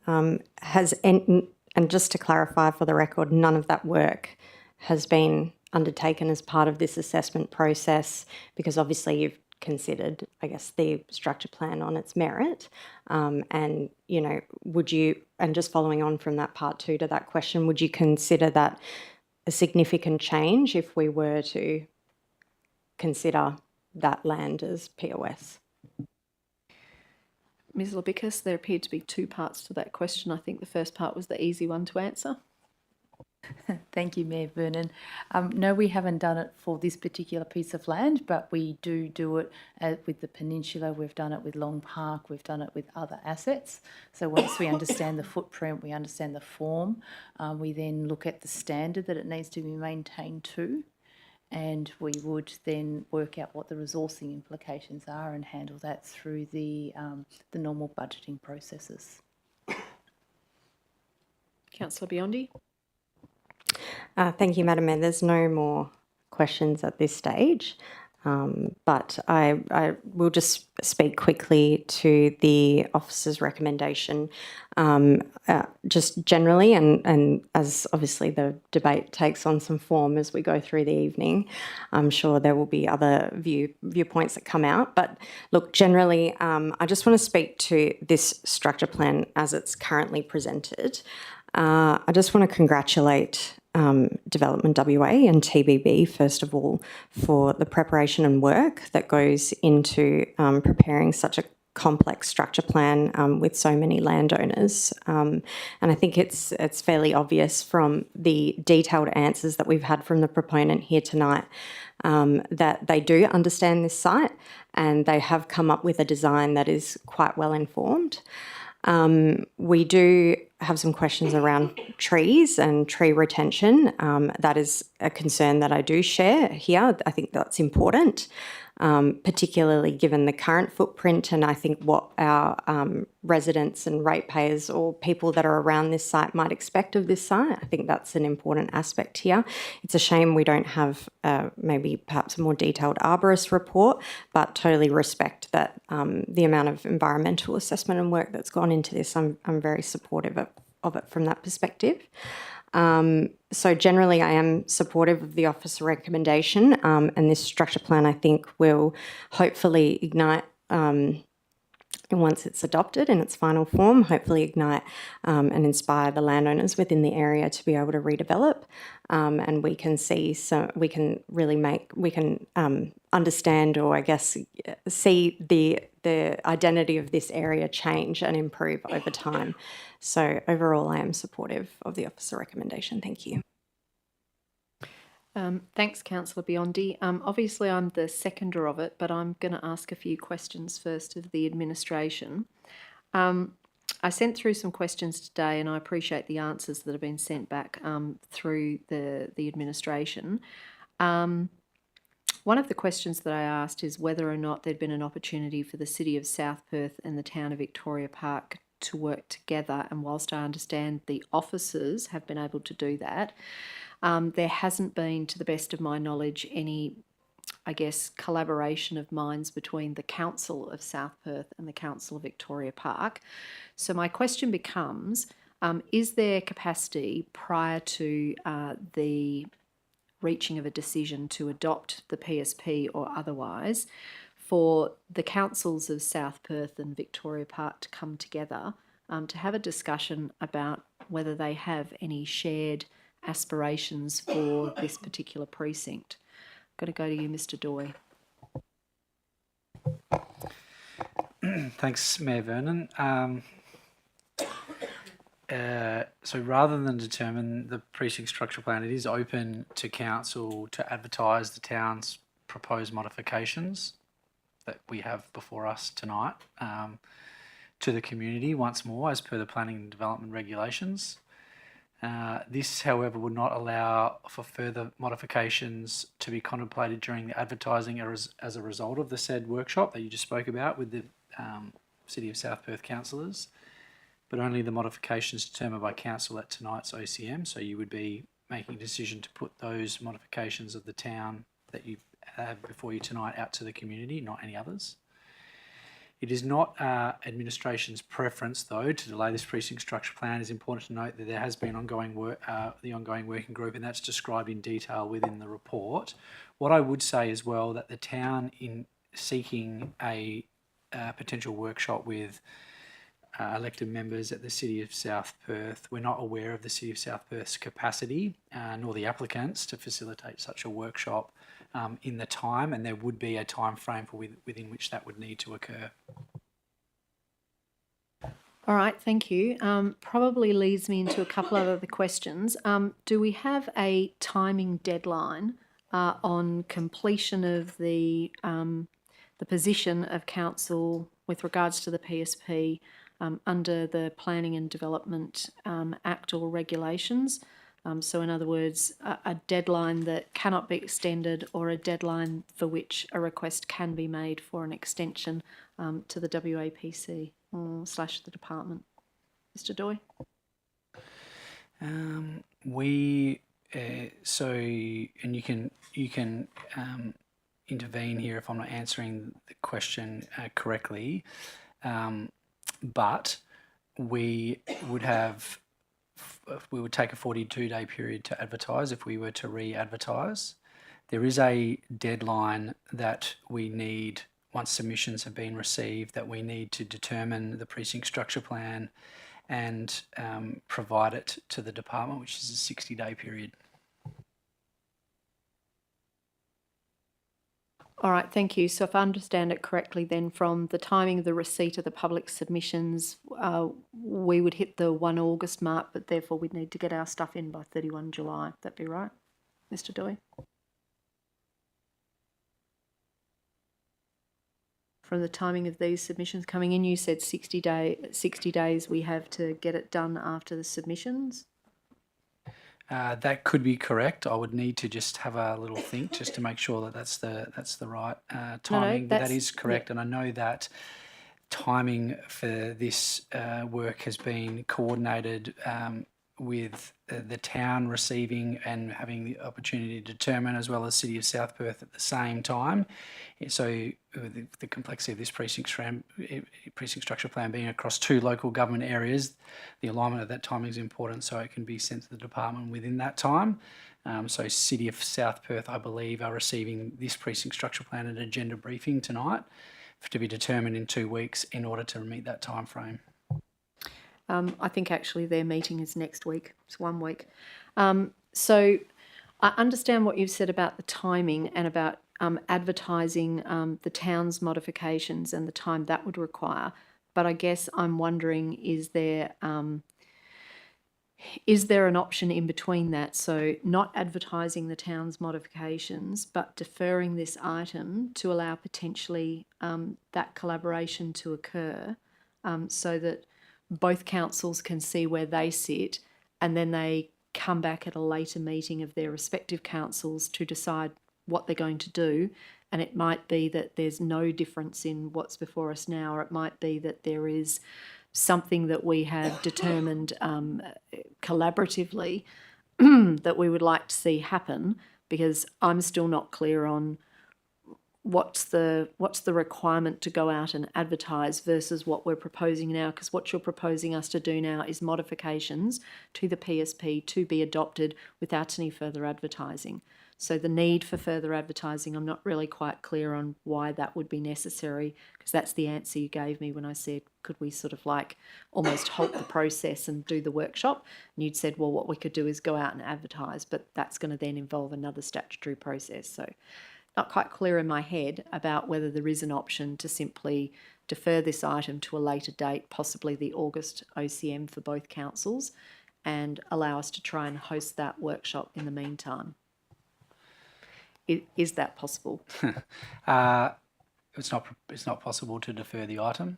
So it's only what's possible is for you to approve and provide proposed modifications, which are before you tonight, or advertise the proposed modifications, which is a hazy pathway towards some type of workshop at best. And it's not what I would, and as administration, it's not what we would propose. All right, thank you. I suppose that that answers that. My next question is the town then aware of what recommendation is in the officer report going to the City of South Perth Council? Because I was only alerted to this afternoon that it's on their agenda briefing for tonight, and sadly my commitments this afternoon didn't give me enough time to read their stuff. Mr. Doy. Thanks, Mayor Vernon. Similarly to you, I only realised it was on the agenda for tonight as well, and I was reasonably busy answering questions and the like today. All right. My next question goes to, I guess, some of the questions that I asked of the deputation presenters. So if I understand this correctly, and I want to be corrected if I've got this wrong, but the schedule of modifications that the town is suggesting that council endorses is on the basis that lot 112 we are looking at landscape frontage, definitely not urban frontage. Is that correct? Our proposed modifications as it relates to lot 112 is for landscape frontage, but in the event that development becomes unfeasible, non-feasible in that area, that it should revert to public open space. All right, thank you. Obviously, our deputation presenters wanted to persuade us that we should reconsider that as urban frontage, giving it the best possible chances of development success. but noting that would be the nil setback. Am I correct in understanding that if we were to accede to the deputation presenter's request, that would actually mean that the town's work over the last few years creating the ecological corridor on Kent Street would be in jeopardy from a future development if it was to be urban frontage? Thanks, Mayor Vernon. No, it wouldn't be. So the town's work to create an ecological corridor sits within the Kent Street Road Reserve only, and so what's being proposed here is development on Lot 112, which sits directly east of the Road Reserve on Kent Street. And so, separate to the ecological corridor that we created, there were already some existing very mature trees down what I would call the edge of the internal road inside Tech Park on our side. Those mature trees would not be at risk with an urban frontage requirement. So now you are referring to Lot 112. So on the western side of the internal road, there is a skinny portion, which is, as the team from TPP outlined, is a 20-metre wide lot that runs north to south. That's what you've just identified, and that would be the subject of the development requirements under the urban frontage typology. Thank you. And going to follow on from Councillor Biondi's question about what would occur if the area in question were to be ceded to the town as public open space, because as you say, under the landscape frontage, it ultimately couldn't be developed, and so then it would revert. Would that be a management order, or would that be actually a transfer of the land in freehold to the town? Do you know how that would work at this stage? So the reservation of it as public open space, Mr. Doy? Thanks, Mayor Vernon. I'm not sure of what the conditions of a transfer to public open space would be. I don't know. We haven't discussed that with Development WA. The normal way would be similar to what's occurred. I would suspect would be similar to what's occurred out at Miller's Crossing. Yep. So Crown Management Order then. All right. Thank you. In terms of obviously the questions that I asked around the black cockatoo habitat, which is of course entirely dependent upon the existence of those mature trees. So just want to be clear, the town's tree retention policy 47, the local planning policy, future developments in there would be guided by LPP 47? Mr. Doy? Thanks, Mayor Vernon. Yes, LPP 47 would apply for development application within the area. Thank you. My next question then is, what is the strongest planning protection measure that we have for mature tree canopy inside Tech Park currently? Is it our local planning scheme? Is it our LPP 47? Is it something else, Mr. Doy? The strongest tree retention or tree protection is LPP 47, but I would also say the emerging provisions of this precinct structure plan provide enhanced protection for trees as well. I think it's really clear within the objectives and the development provisions that there is a very clear intent to protect trees, and that would be taken into strong consideration and directly inform the development assessment process. Thank you. Is there anything else you can think of that we don't already have that could provide greater protection for mature tree canopy inside this area, Mr. Doy? Thanks, Mayor Vernon. There are things that I can think of. I did provide some information in the further considerations part of a report from a question that was asked at ABF from Councillor Minson, which included recommendations to the department around strengthening some of the provisions in the subdivision requirements. So section 4.4 of the precinct structure plan, often we see trees lost. In fact, mainly we see trees lost at the moment of subdivision, and so strengthening part 1 section 4.4 of the precinct structure plan would potentially or hopefully require tree retention conditions at subdivision approval. I think that's a move that can be made. There is also the potential to propose modifications in the general development requirements section of the precinct structure plan. So that's section 4.6.1 to 4.6.3 to include a new section under development, general development requirements for tree retention, and they could reflect the appropriate provisions within the town's LPP 47 under general. I think there's a section there called general requirement matters in LPP 47 could be reflected within the precinct structure plan. All right, thank you. Not going to steal Councillor Minson's thunder anymore because I think that's where he's going. I just want to get that on the record, that I understood those matters. Thank you for that. I don't have any further questions. Look, I think I'll speak on it just briefly. This is one where I think the volume of the materials can really get to you after a while as you're trying to read it all through and knit it all together. It's a complicated PSP, and I understand why it is one, but I also know that for all the time that I've been both a resident in the town but also been on council, I guess it's fair to say we've had aspirations for what Tech Park could deliver, and to date it perhaps hasn't been able to deliver that because of the planning constraints and the controls that existed. So seeing the state government have an eye on the development of this area is very welcomed, and so I think for that, the fact that Development WA have turned their attention to it as part of a holistic look of what is happening that supports both the work of Curtin University but also all those other private businesses who I think are deliberately located pretty close to the brains trust of Curtin University, is the sort of thing that we should be supporting wherever we could.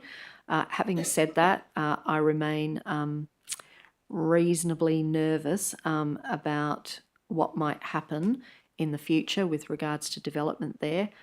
Clearly, the town of Victoria Park doesn't have hardly any, shall we say, green title land available still for subdivision. We're pretty much, we're brown fields, not green fields, unfortunately. There's not a lot of tracts of land left for big subdivisions. And so for that reason, anything that does happen here, given how long much of the mature tree canopy has been in there, it would be very disappointing and very inconsistent with the work that we've tried to do in the urban forest space over at least the time I've been on council, which is boxing on 9 years, to try and actually make a difference. And what we have learned along the way is that every tree counts, and we haven't always been as successful as we would like to be in protecting those assets. And one by one, as the years have gone by, we've seen some of those assets disappear from our site. So I think I have a level of nervousness about the extent of the development will happen in there. But in light of the advice from Mr. Doy that it doesn't look like there is much of a pathway to us having any deferral of the item, simply to liaise with the City of South Perth Council and understand what their aspirations might be and see if they align with ours. I would have thought that could have given us the combined strength to do stronger advocacy together, having a position. But at this point in time, I'm going to accept the advice that that's not a realistic option at this late stage. So for now, unless someone persuades me otherwise in the rest of the argument, I'll be prepared to support the officer's recommendation. Councillor Minson, I understand you have an amendment you'd like to make. Yes, thank you, Mayor Vernon. I'd just like to ask one question before moving it. Just to the town on the general process, I guess, proposed here and moving forward. So we are going to potentially move this recommendation that the town approves the PSP subject to the modified changes, and my amendment will go to adding and changing those proposed modifications.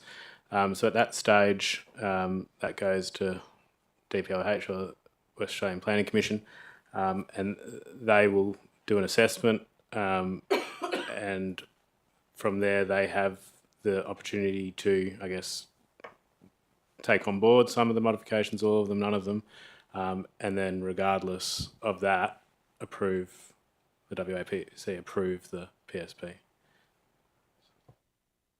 You're seeking to have that clarified. That's the understanding. Mr. Doy, did you get all that? I did, and the answer is yes. The only, in case I missed you saying it, the only thing I would say is that the precinct structure plan will also be provided to other authorities for official comment through that process as well, to help inform the department's assessment of the precinct structure plan. And would that be with our modification schedule, or that be as currently drafted? Mr. Doy? Thanks, Mayor Vernon. That's a good question. That would include I suspect that would include the proposed modifications rather than any that they agree with. But the proposed modifications wouldn't be in the precinct structure plan. They would form an appendices or part of the package. Yeah. Thank you. I'd just like to move an amendment to the motion. So I think that's the amendment there, yes. So that point 2 of the recommendation is modified to read. 2 recommends to the West Australian Planning Commission that the proposed Bentley Technology Park Precinct Structure Plan at Attachment 1 be approved subject to the recommended modifications listed in the schedule of proposed modifications at Attachment 3. So that bit's the same, and this is additional, with the following changes made to the schedule of modifications.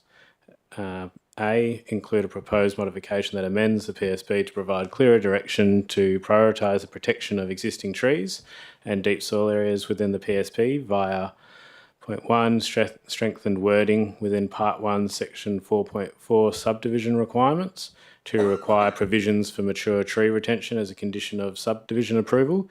And 2, the creation of a new subsection within Section 4.7, General Development Requirement, titled Tree Retention, which contain the general requirement matters such as those outlined in the town's LPP 47 Tree Retention Policy. B, include a proposed modification that amends the maximum building height in the transition area, as shown on Plan 2E within Attachment 1, as shown in Table 8 in the PSP from 6 stories to 3 stories, to reduce the overall impact on the existing adjacent residential development. And C, rewrite current proposed modification 23 to read, as a preference, reserve the narrow western lots, being Lot 112 Kent Street and a portion of Lot 101 Jarrah Road, which run parallel to Kent Street, to public open space. Thanks, Councillor Minson. Would you like to give us your reasons for moving this amendment? Yes, thank you. So the amendment is moved for the following reasons. 1, to strengthen and clarify the requirements for protection of existing mature trees through both the subdivision and development processes. 2, to minimise the overall impact to the existing adjacent low-density residential development. And 3, to protect existing mature trees through the establishment of additional public open space area on marginal land. Thank you. Can I seek a seconder, please, for Councillor Minson's proposed amendment?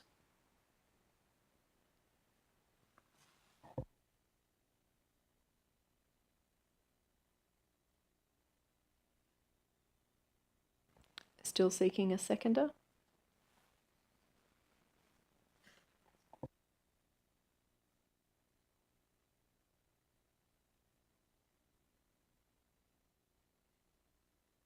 That is moved Councillor Minson, seconded Councillor Melrosa. Councillor Minson, would you like to speak now to your amendment? Thanks. Yes, thank you, Mayor Vernon. So the objective of my amendment is principally to protect the existing mature trees in the area.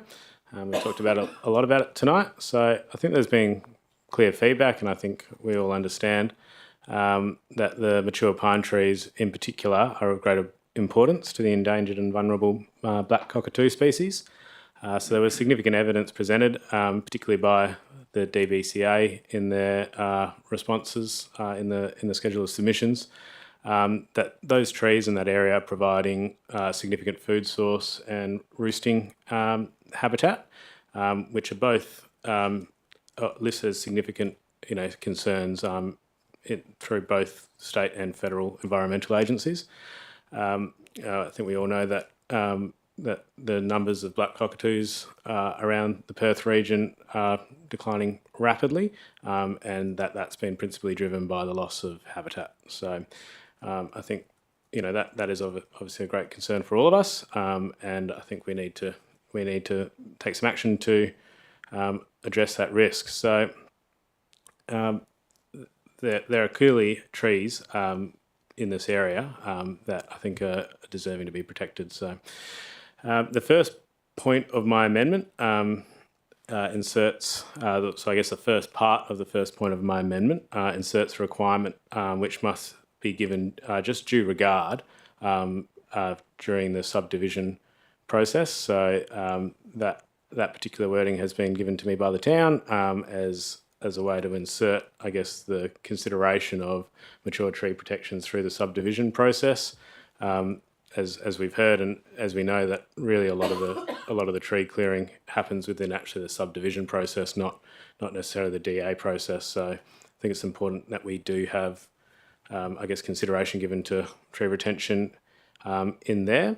So the second part of my first point, the Mayor briefly touched on it.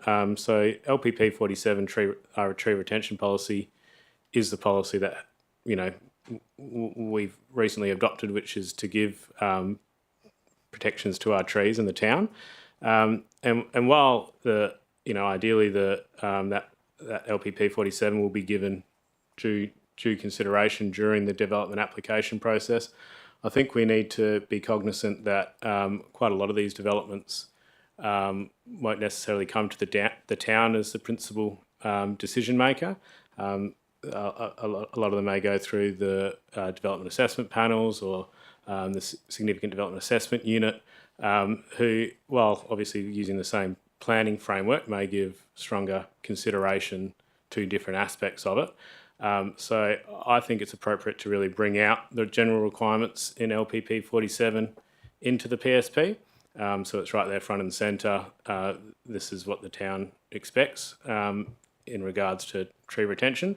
So my understanding is that wouldn't actually technically change anything that should happen, but I think it just gives it the right weight and really puts it right in assessors' faces if they're there to go assess developments in the area, and which might not necessarily come through the town in the normal fashion.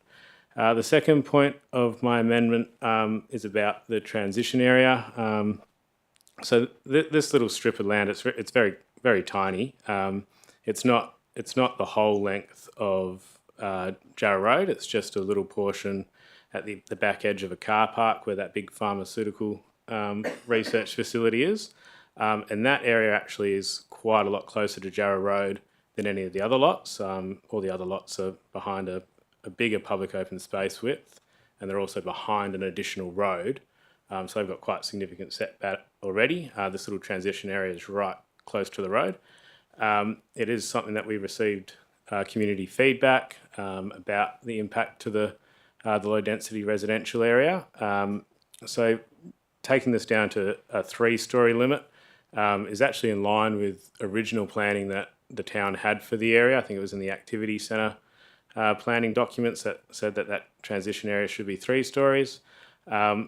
So I think that's the appropriate kind of height there for those single-story people's bedrooms and facing the street there. So I think that's the appropriate kind of transition in that area.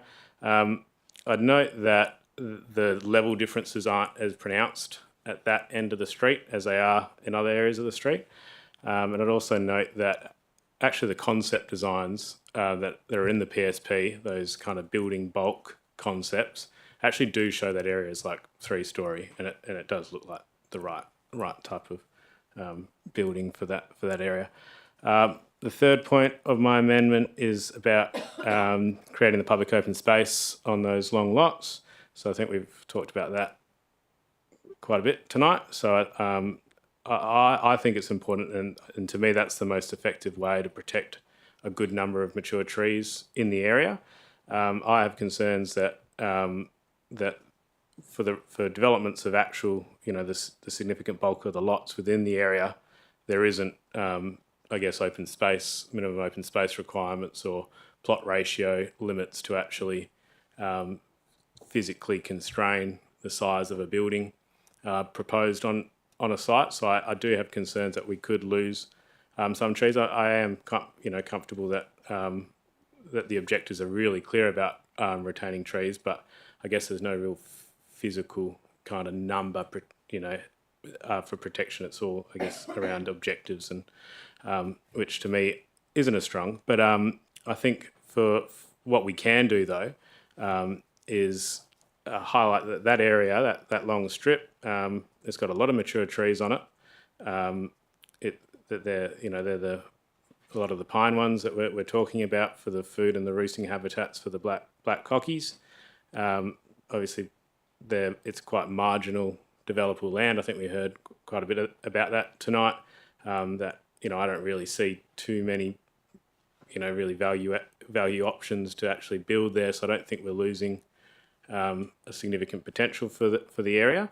But on the flip side, I think it's we'd get a really good, strong kind of outcome for protecting mature trees in the area by making that public open space.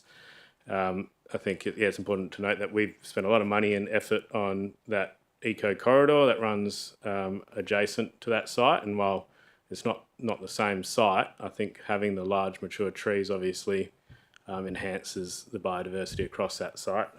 You got large trees for shade that are supporting that lower shrub that we've planted alongside, and obviously the black cockatoo habitat.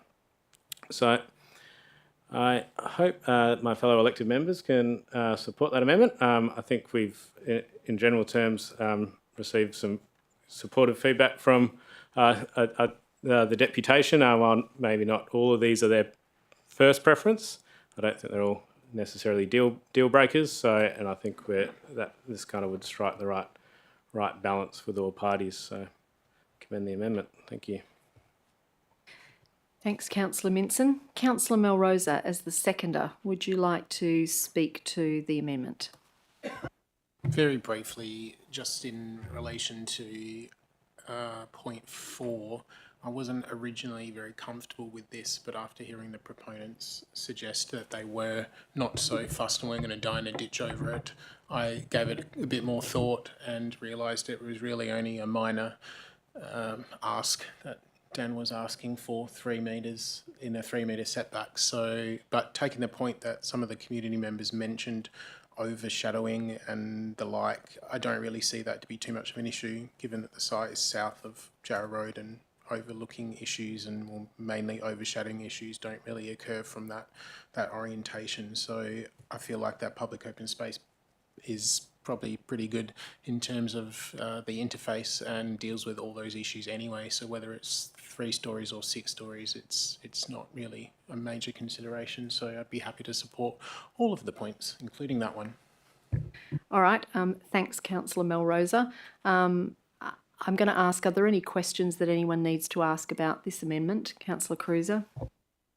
Hi, just thank you. Bearing in mind that we haven't had a chance to get staff feedback on this, could I ask that whether there is any staff feedback on point AI about the inclusion of subdivision requirements for mature tree retention? Would that get a significant step in the right direction? Mr. Doy. Thanks, Mayor Vernon. Thanks for the question, Councillor Cruiser. It's potentially provides a stronger provision as it relates to tree retention. I guess from a administration perspective, I'm uncertain as to whether that's something that the department will support. But these are proposed modifications, so we put it before them to see what they will say. I guess from administration's perspective, we were comfortable with the strength of not only the precinct structure plan throughout the precinct structure plan, but also LPP 47 as well, the application of LPP 47. But I also there is some merit. If council were to want to strengthen that, this would be the way to go. Councillor Cruiser? Also, with regard to point A, are there any concerns about the inclusion of I and II in terms of, or 1 and 2, in terms of including that in the schedule of modifications or administration's ability to implement them effectively, were they to be passed? Mr Doy? Thanks, Mayor Vernon. AI would be a matter for the department to implement, because we don't, we can provide recommended conditions of subdivision, but we're not responsible for subdivision. A2 would only be applied by the town in the instance where it's assessing a development application, and we would apply that as well as any provisions within LPP 47 in any instance. So from the town's perspective, it's of no concern from us. Councillor Cruiser? Does the town have any feedback on on B there in terms of reducing the height for the transition area to 3 stories? Mr Doy? Thanks, Mayor Vernon. Administration's perspective is that 6 stories was appropriate for that area, considering the fall away from Jarrah Road into the site. The fact that Bentley Tech Park is on the southern side of Jarrah Road, and thinking about solar orientation, we were comfortable with 6 stories, and if we weren't, we would have put it in in the proposed modifications. Councillor Cruiser? Are there reasons why staff would particularly prefer 6 stories to 3 stories in terms of attractiveness for development or other outcomes? Mr Doy? Well, six stories gives greater yield, so that will always be more attractive for development. So yes, that would be the reason.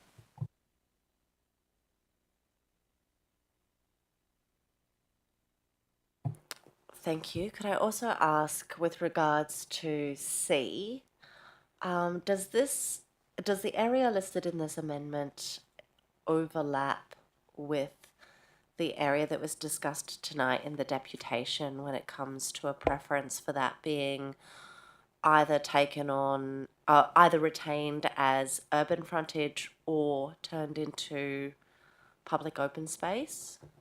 Or is this describing a slightly different area to what was raised by the deputation? Mr Doy? Thanks, Mayor Vernon. Thanks for the question, Councillor Cruiser. Item C refers to the site that was described in the deputation where a landscape frontage typology provides overlapping setbacks, rendering that site effectively undevelopable. So it's the same site. Yeah.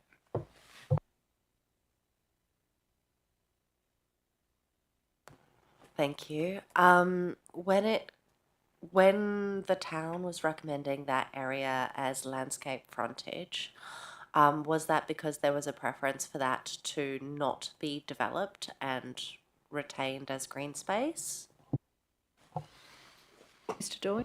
Thanks, Mayor Vernon. I think when the town made that recommendation, it didn't necessarily put the ruler over the site as was shown in the deputation today. It was really to provide the greatest possible opportunity to retain mature trees. And there was an understanding that a landscape frontage typology could render that site or portions of that site undevelopable, which is why the proposed modification says to apply landscape frontage, but if that renders the site undevelopable, to change it to public open space. Councillor Cruiser? Thank you, that's all. All right, anybody else got any questions about the proposed amendment? If there are no other questions, Councillor Biondi?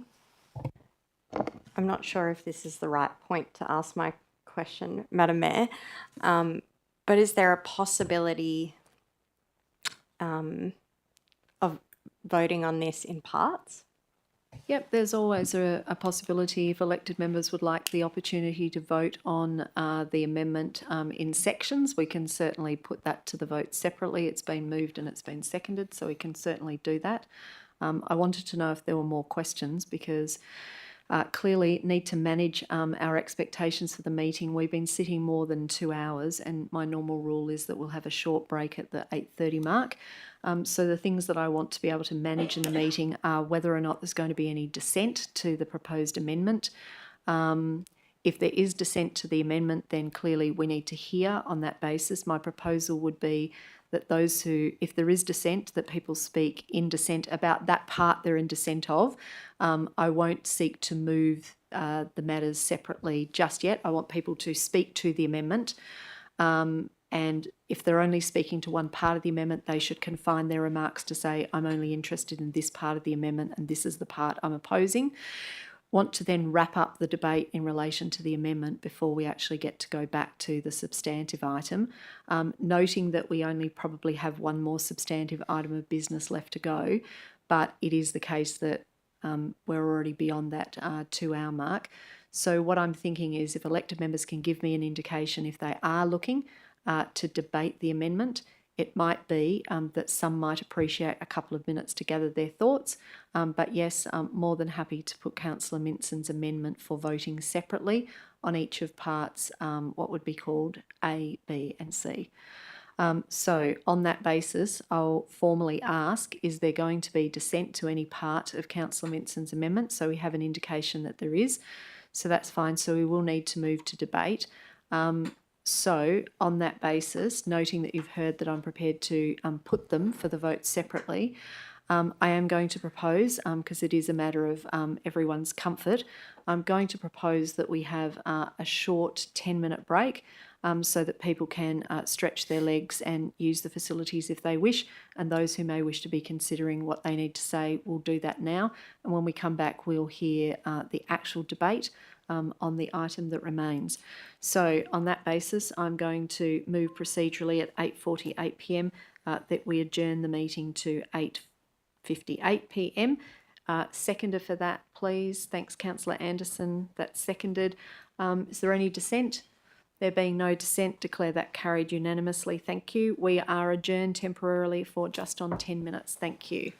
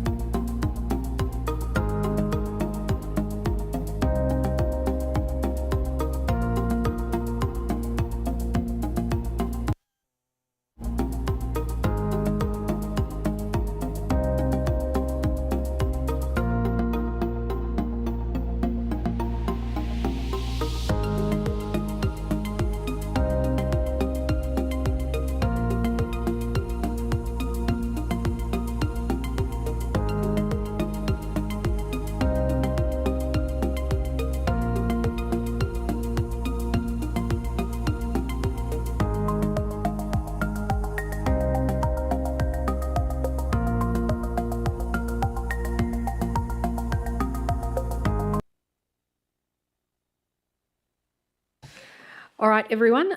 Thank you.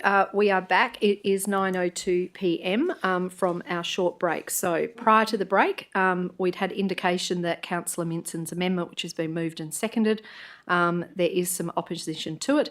So Councillor Biondi, you indicated that you had some opposition to it, so I'm going to go to you to speak first.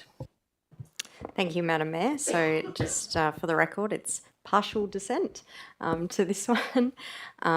Thank you to Councillor Minson for putting forward the amendment. I do think that there are some great aspects and strengths to the amendment, and I think through the debate that we've had tonight, that's quite evident so far. But I'm not too keen on 2B, which is the maximum building height transition area amendment that Councillor Minson's proposed. And look, I just acknowledge that we've heard from the proponent as well regarding this, and they're neither here nor there. But I do have a preference to just keep the way the structure plan identifies how to deal with that transition area. I don't think it's necessary in this instance to amend it to 3 stories. I think through a future development application, those matters regarding interface will be teased out as part of the development application for that site if and when the proponent chooses to develop. I just want to also note as well with the way that Plan 2E is depicted within the structure plan document. That's on page 73 of the document for reference for council. There is obviously a road, Jarrah Road, that separates the residential to the northeast from that site, plus there is the proposal to have public open space. So I consider that to be a sufficient buffer and transition between the northern interface of that subject site and the residents to the northeast. So while that transition area isn't overly big, it still is, it just provides that developer or the future developer of that land with the flexibility of just being able to deal with one aspect, which is height, and they can transition or respond to the surrounding context, which is something that's done anyway as part of a development application. So I'm happy for it to remain as 6 stories with no amendment to that. Thank you. All right, thanks, Councillor Biondi. Is there someone who wishes to speak for? Someone who wishes to speak against? Councillor Cruiser. Thank you. Having had the answers from staff, I'm very happy to support A and C. I'm really on the fence when it comes to B, and ultimately I think I'm tilting towards not supporting B, and my reasons are primarily that, having heard from staff that they would prefer to go with 6 stories as a maximum, and only having time to consider what a shift would look like since this afternoon, not having had time to really consider this change, I would prefer to stick with what is in the precinct plan as it's come to us from staff. Thanks, Councillor Cruiser. Anyone who wishes to speak for the amendment? Anyone at all who's left who wishes to speak? Yep, Councillor Anderson. Thank you, Mayor. I am supportive of A and C, but I won't be supporting 2B. Just in relation to listening to staff feedback as well, in regards to the 6 stories and the debate, I think that the 6 stories give flexibility and options and choices for the development down the track as well. So it's not to be. No. Not to be. Very clever, Councillor Anderson. We all needed a bit of light amusement at this time of the night. Anyone else who wants to speak one way or the other with regards to the amendment? I'll speak briefly. I'm going to support the amendment in relation to A and C. are not going to support it in relation to 2B, consider that the officer's comments will be adequate to deal with it. The reality is that many of our residential streets and communities will be facing changes to what things look like in the future with regard to the need for development. And although this isn't earmarked specifically for residential development, we do want to make sure that those who need to be in there, either those who are existing landowners and would like to upgrade, have got a degree of flexibility. And hopefully, I'm going to be buoyed by suggestions by Councillor Biondi that in the development application process, there can be an adequate response from the town to the particular application. So hopefully that will be helpful. Anybody else who would like to speak before I go back to Councillor Minson to close the debate? No one's looking like they want to speak. So Councillor Minson, it's up to you to close the debate, and then I'm going to put the items separately. Thank you, Mayor. I'll just limit my comments to item 2B, which hopefully can still to be. I guess just to address a few of the points raised during the debate, that area there being considered for 3 stories, was actually the original planning intent from the preceding planning document to this one. So it definitely has been considered to be the appropriate height, building height for the area, and that actually was the one that the town originally, I guess, recommended was 3 stories for the area. In terms of the commentary about tonight being the first time to consider it, the questions were raised for questions at the ABF. So when the item first came onto the agenda, the question was put to the town. What were the reasons that we reverted from 3 stories to 6 stories? So I guess I disagree that we haven't had ample opportunity to consider this being 3 stories, and I don't think that's a valid reason not to consider it tonight. On the actual, I guess, the proposal for it to be 3 stories, this transition area sits completely within one lot within the development area.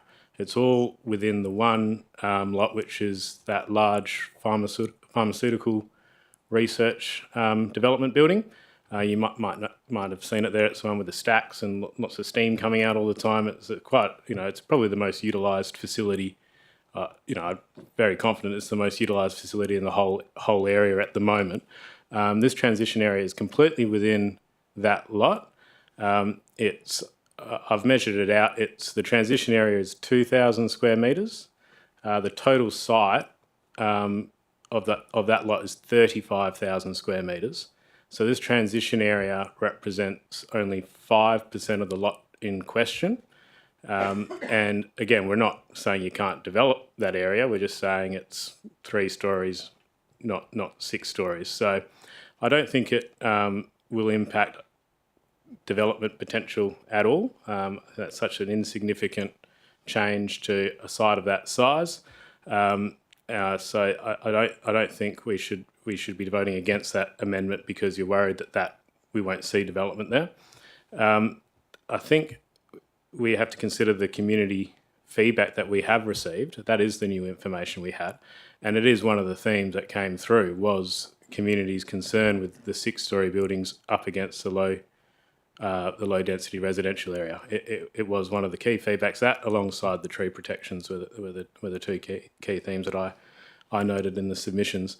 So I think if we're putting it on balance between the developability and I guess the economic benefit that a large existing pharmaceutical research company has over their existing lot against neighbouring low residential homes, I think we put the really insignificant change to the developability of the lot against potentially, meaning the world of difference to 10 residential homes, people with bedrooms facing the front of their house that, potentially now will have a significant building overlooking their front yard.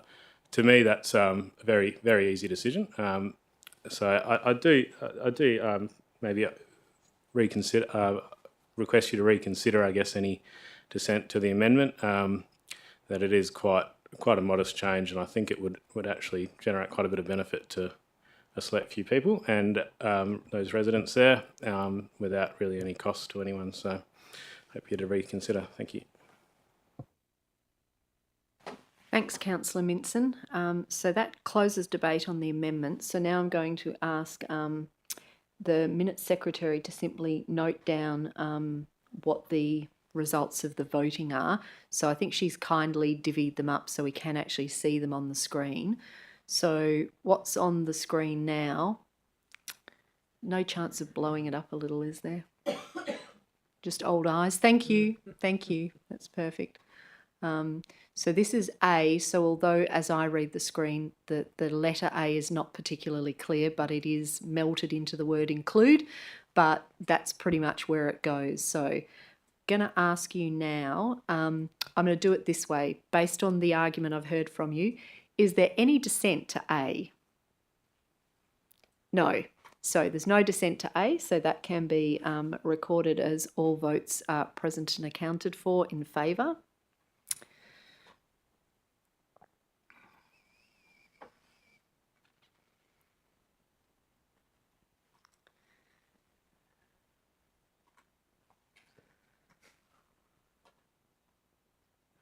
You just have to bear with us for a moment. We don't do this a lot, splitting things up to vote on them separately. And our minutes software apparently has some little quirk that requires us to do this and separately record it rather than the old-fashioned way of just noting down who said what. And hopefully it should come up and then we can move on. Yep. Yep. Okay, all right. So now we're up to B. About to move B. So we've heard arguments for and against, so it's now time to record your vote in relation to part B of the amendment.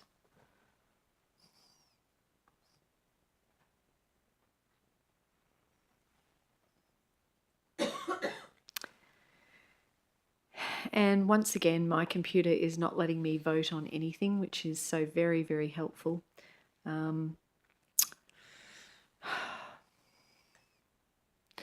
I'm going to cast my vote for.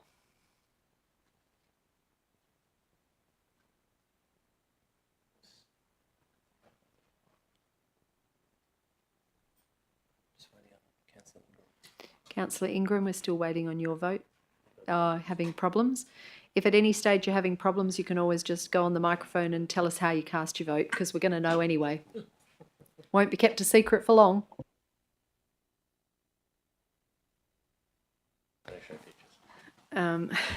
All right. So it looks like B is lost. Those who are in favour, Councillor Minson, Councillor Ingram and myself. Those who are against, Councillor Anderson, Councillor Biondi, Councillor Melrosa, Councillor Gordon-Manley and Councillor Cruiser. So we now move on to C. And given that no one spoke against, just going to formally ask, is there any dissent to incorporation of C? No. There being no dissent, that's carried unanimously.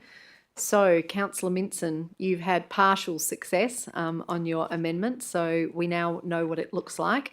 So, I'll now go back to the substantive item as it has been amended, and we've had the mover and the seconder speak to it, so I'm formally going to ask, is there any dissent now to the substantive motion as amended? No, there being no indication of dissent, declare that carried unanimously. Thank you. Thanks everyone for your great contribution to that discussion. Allow the Minutes Secretary a moment to catch up. And hopefully everything will all come up and be dealt with. So we're now moving on to item 12.2, which is the draft events plan for 2026 to 2031. The recommendation is that Council adopts the events plan 2026 to 2031 as per attachment 1. Can I seek a mover and a seconder, please, for the officer's recommendation?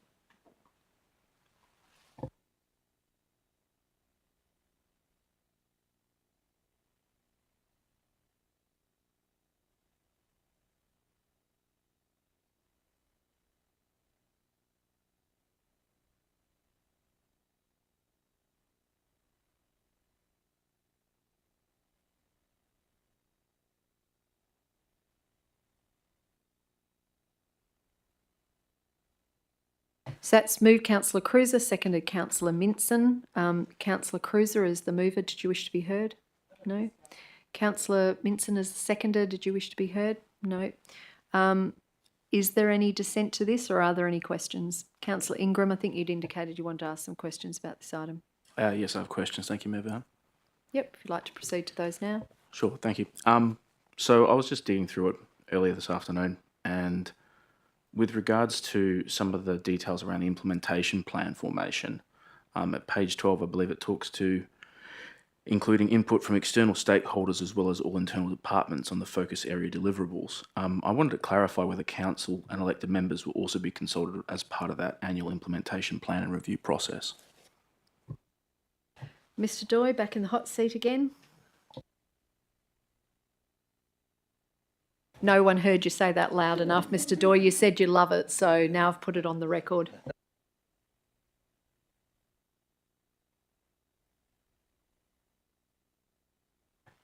Thanks, Mayor Vernon. Excuse me for a moment, Councillor Ingram. I'm just reminding myself of that particular paragraph on page 12 under implementation.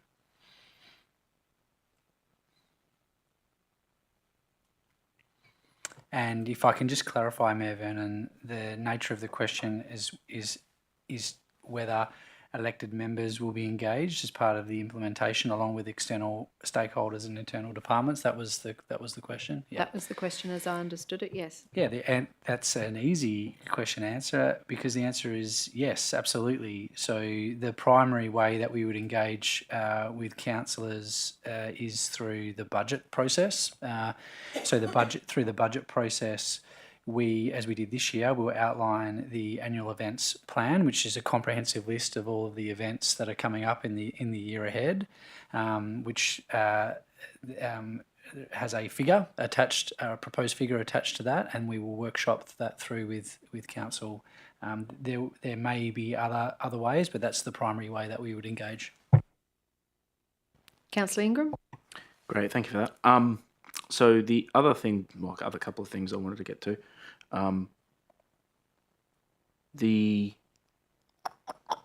sorry, bear with me 1 second.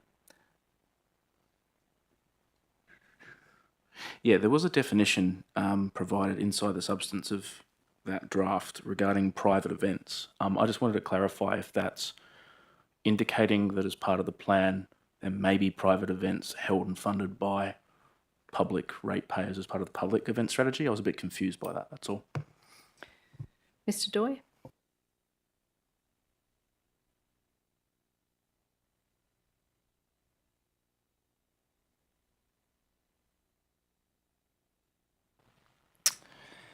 Thanks, Mayor Vernon. There is a definition for private events.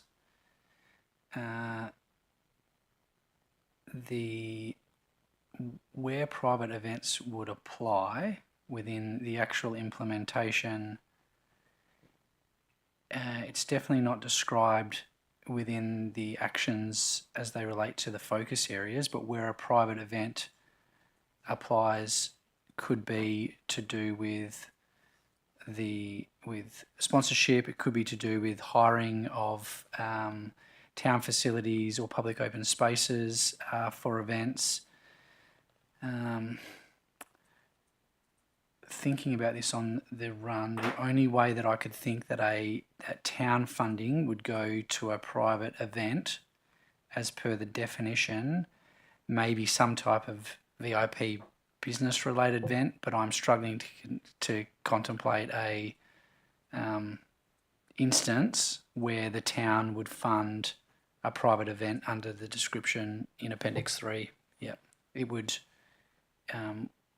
be unusual for us to do that.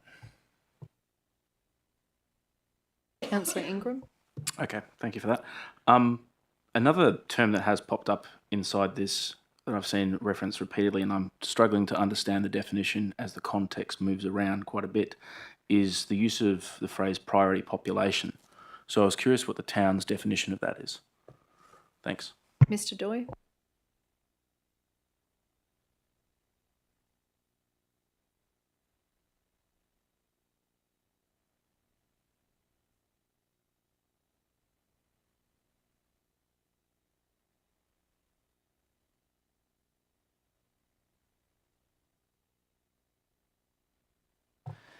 Thanks, Mayor Vernon. I do think that we've answered this question previously, and priority populations, the term priority population will relate to a target audience for an event, because we will have events that are targeting a specific, from time to time, that are targeting a specific audience or profile, or for a particular demographic that is not often represented at our events that we may be seeking to attract to an event. That's typically what it means. Perhaps, though, I will take that on notice and provide a better definition for Councillor Ingram, Mayor Vernon. Councillor Ingram, anything further?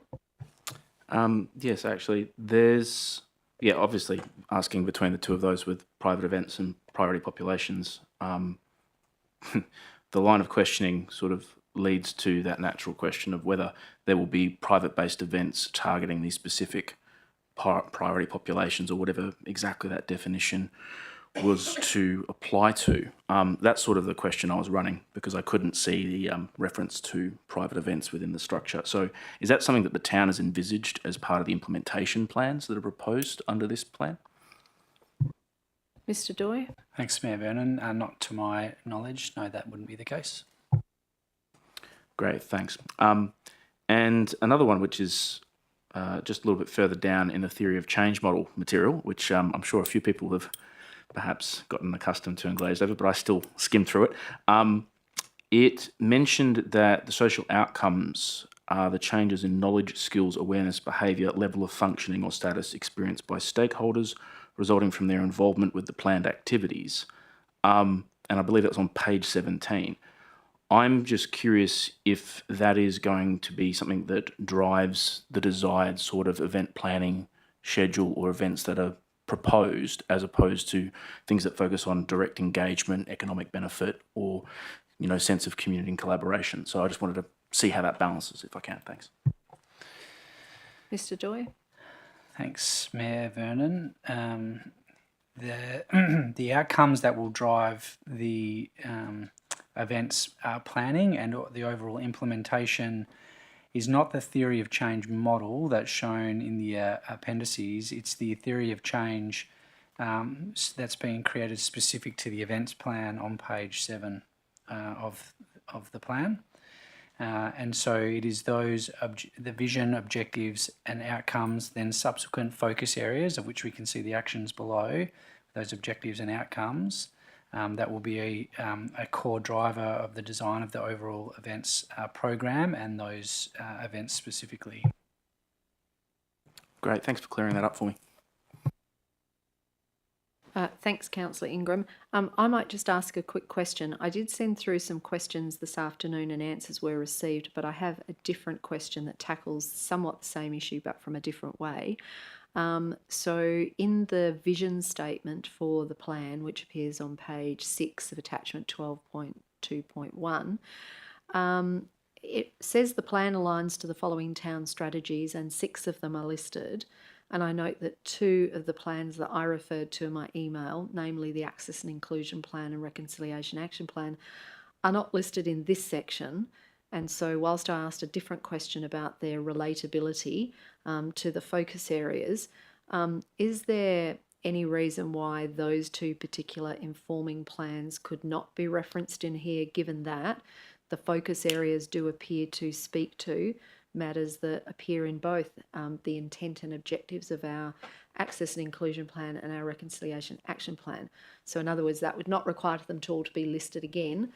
They would just be potentially 2 additions to the plan aligns to. Mr. Doy?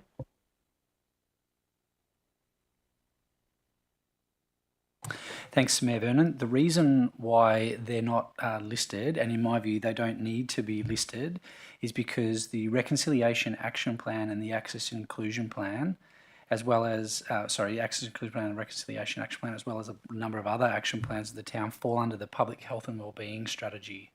And so it is the, if you refer to Appendix 1 of the events plan, it provides a greater description of how the various strategies influence the creation of this events plan and the creation of our annual events plan and then also program, and then the design of specific events as well. It includes the public health and wellbeing strategy, which then goes on to talk about the plans that form a part of the public health and wellbeing strategy, which are the Access Inclusion Plan, Reconciliation Action Plan, Youth Action Plan, etc., etc. So it is covered, but rather than draw out two specific plans that fall under the public health wellbeing strategy and not the others, it was administration's view that it's best to describe the public health and wellbeing strategy itself. All right, thank you. I don't have any further questions. Is there any dissent to the officer's recommendation? Not seeing any dissent. So on that basis, there being no dissent, declare the item is carried unanimously. Thank you. Item 13 is the Chief Operations Officer reports, and items 13.1 and 13.2 have been dealt with by exception resolution. Item 14 is the Chief Financial Officer reports, and items 14.1 and 14.2 have been dealt with by exception resolution. Item 15 is committee reports, of which there are two. Items 15.1 and 15.2 have been dealt with by exception resolution. Item 16, applications for leave of absence. Nobody's notified me as yet, but does anyone have an application for leave of absence they'd like to make now? Councillor Biondi? I actually thought I made the application. Haven't received it. I certainly, my mayor's agenda says that none have been received, but obviously I know that there's capacity to put them in through the councillor portal. Sometimes it's not a perfect system and getting stuff through, but now's the opportunity to just let us know and we can put that together very quickly. Okay, I'm pretty sure I did. I may have an email confirming that in my inbox, but I can just double check. But I'm happy just to ask for the leave if that's all right. Let's just identify the dates. That'd be great. So just would like to apply for leave from the 8th to the 13th of August, please.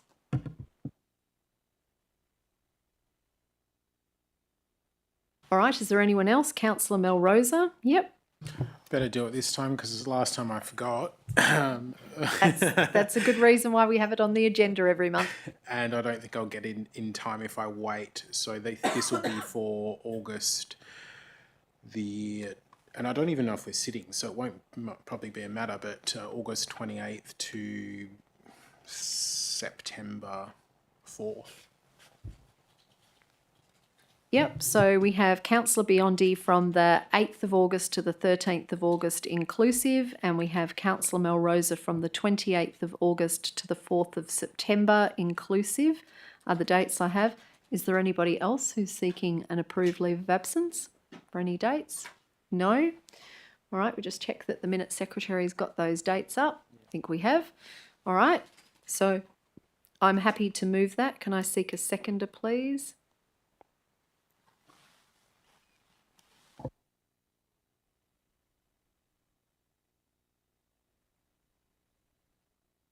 That's seconded by Councillor Minson. Is there any dissent? No, there being no dissent, declare that carried unanimously. Thank you. Item 17, motion of which previous notice has been given. There are none. Item 18, questions from members without notice. Are there any questions from elected members without notice? Councillor Biondi.